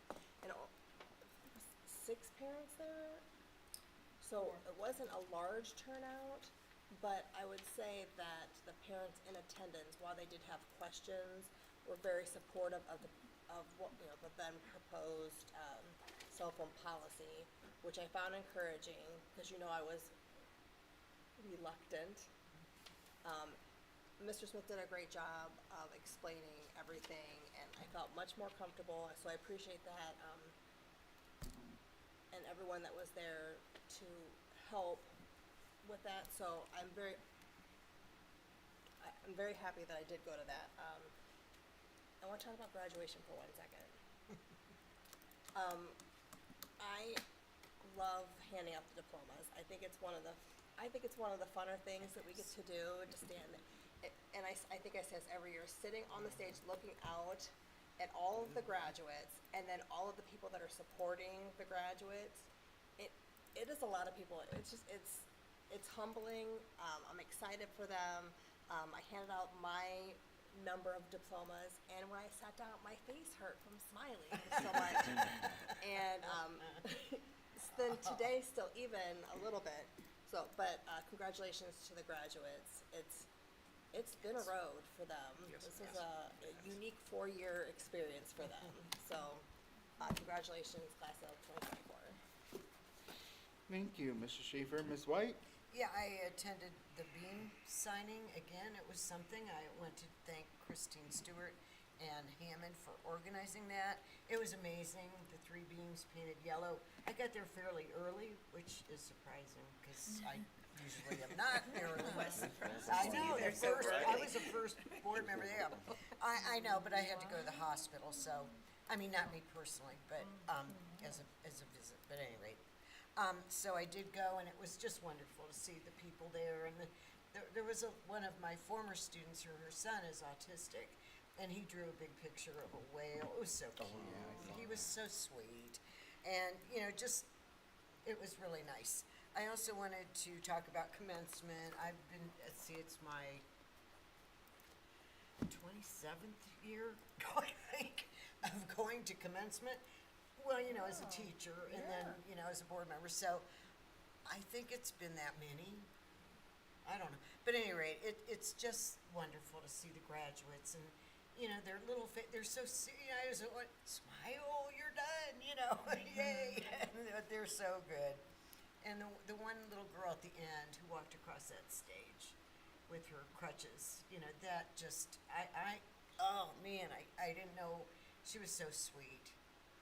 And yeah, what a wonderful thing. That really kind of choked me up at the end, but it was just so nice and really well done. I do want to congratulate our retirees. I got a little choked up with Lila, because Lila, she was the secretary, but I love the secretaries and I love the custodians, because if I had a problem, that's who I went to. I mean, they were there all the time, and it was just, they're just wonderful. And Bobby, I've known for a long time, so many of them, and congratulations to them. I also know that I speak quite a bit about Miss Hausman and what a wonderful job she's doing for us, and Mr. Hutch too. I bring up sometimes the tech and all that, and how wonderful that job is. I very rarely talk about Miss Bogdan, Mr. Elder, and Miss Zeman, and I wanted to thank you. When I'm going through that book, it's not anything I can really shout out, but you guys, you're amazing, the work you do, and both, all 3 of you. I just wanted to shout you out, because I go through that, I just look at what where you've been, what you're doing, and I'm going, my God, how do they fit it in? I don't know, but thank you, to all 3 of you that I don't usually get to mention as often as I'd like to, but thank you very much. No article. Thank you, Ms. White. Ms. Coco? Well, I've had a lot of things going on, so, yeah, 3 deaths. Awesome. I know, it's been rough. I'm okay. Sorry. Ms. Coco? Yes, just to echo, thankful for everyone in the board office and all the hard work you do every day. And I know it's been a big year, year of a lot of newness for all of you, and coming together as a team, and to have your first year be together and to be able to have the impact that you've had even this first year is amazing, and looking forward to the years to come and everything. Commencement, yes, always. Just to be able to sit there and look out and to hand out the diplomas. I got to hand out diploma to my best friend's daughter last night, which was very, very special to me. But yeah, this class started in COVID online. They were the COVID freshmen, and when you see how many of them, you know, had their chords and everything, and you think those that excelled, I mean, that's the GPA average of those 4 years. And we know that there's a lot of students that maybe didn't reach that level because of the struggle they had those years in COVID when they first started online, that maybe weren't able to do as well because it just was hard for a lot of students to reach that. So I want to congratulate all the students, not just the ones with the accolades, but the ones who struggled through these years, because every single one of them should be proud that they walked across that stage. And the beam signing, yes, a steady stream the entire 2 hours, and still people coming at the end. And I know Mr. Gomez and I were talking about, you know, you have these events and you wonder who's going to show up. Cuyahoga Falls shows up. They always show up. Our community shows up. And so to stand there and hear stories, there were people from different classes that came and graduated. One lady came all the way, she lives up by the old Cuyahoga Lake, drove all the way down to sign her beam. So it was just neat to hear those stories and generations, and you know, Mayor Walters 4 generations through Lincoln Elementary, and to hear all those stories. So I just hope everyone has a good summer and they choose to learn and read over the summer, and everyone has a chance to have some relaxing time as well. And my daughter's ready for tomorrow to be a half day. So, yes. And my other daughter graduates tomorrow night. So, big week for us. You have a hefty grocery budget all summer with all Faith's Yes, cooking. she will be cooking all summer and roller derbying all summer. So, yes. I'm up next. Graduation is always wonderful. I always think of what year were the graduates in when I joined the board. And so these kids were 6th graders when I came on the board, and it's cool to think about because you get to know families as you get on the board, families that you might not have known otherwise, other than being on the board, and to see that kids grow up from being involved in the different buildings they're in. It's really awe-inspiring to them, see them walk across the stage. It's absolutely the best part of getting to serve our community in this way. Like Ms. Coco said, the beam signing was amazing. Absolutely overwhelmed with how many people came. Just the excitement that people have at every stage of the project cannot be put into words. And then I also got to do the tour with our staff that Thursday before. So I went out with our staff. Mr. Hutch was there as well, and we went in two groups, and we had about 50 staff members that showed up, and I got to go on the tour with them, and the excitement was so real. They were so excited. And our group had the benefit of having Lucas as the tour guide. So every room, well, what's that gonna be? What's that one we're gonna be? What's that? So he was smart enough to just bring it up the plans on his phone like he does when he gives us our tours, because we do the exact same thing to him. And so he just started saying, this is gonna be this is gonna be that. And then they were asked like, well, I teach this at this grade, where's that gonna be? So he would point that out to them. And then Mr. Pass got to stand, our football coach got to stand and see where the press box is gonna be and look down over where the football field is gonna be, and to get to be there for the first time. You get, like, what moments these are, to get to share that with our staff. Very humbling. And they are so excited now. And one of the staff members said, I have taught in this district for 28 years, and now, and when we move into this building, I will, for the first time in 28 years, feel that I have every resource I need to teach our students in this district. And another humbling moment to get to be part of the group of people, all of us here, that gets to make that happen for our staff. So very, very wonderful. And they asked if they could do it again in 1 year at this time. And I said, I'll make that happen. The board will make that happen. And if we can't get a promise, I'll just keep bringing it up every other board meeting like I did all year. Right, Dr. Salko? Oh, look forward to it. Yeah. And Mrs. Carlisle said, and he did. I was there. He did. I stopped by Lincoln Relay Recess. Always a wonderful event. They raised over $4,000 this year for Relay for Life. Price end of year bash. Mrs. Schaefer was there as well. I stopped by DeWitt Steam Night, which is now an annual event.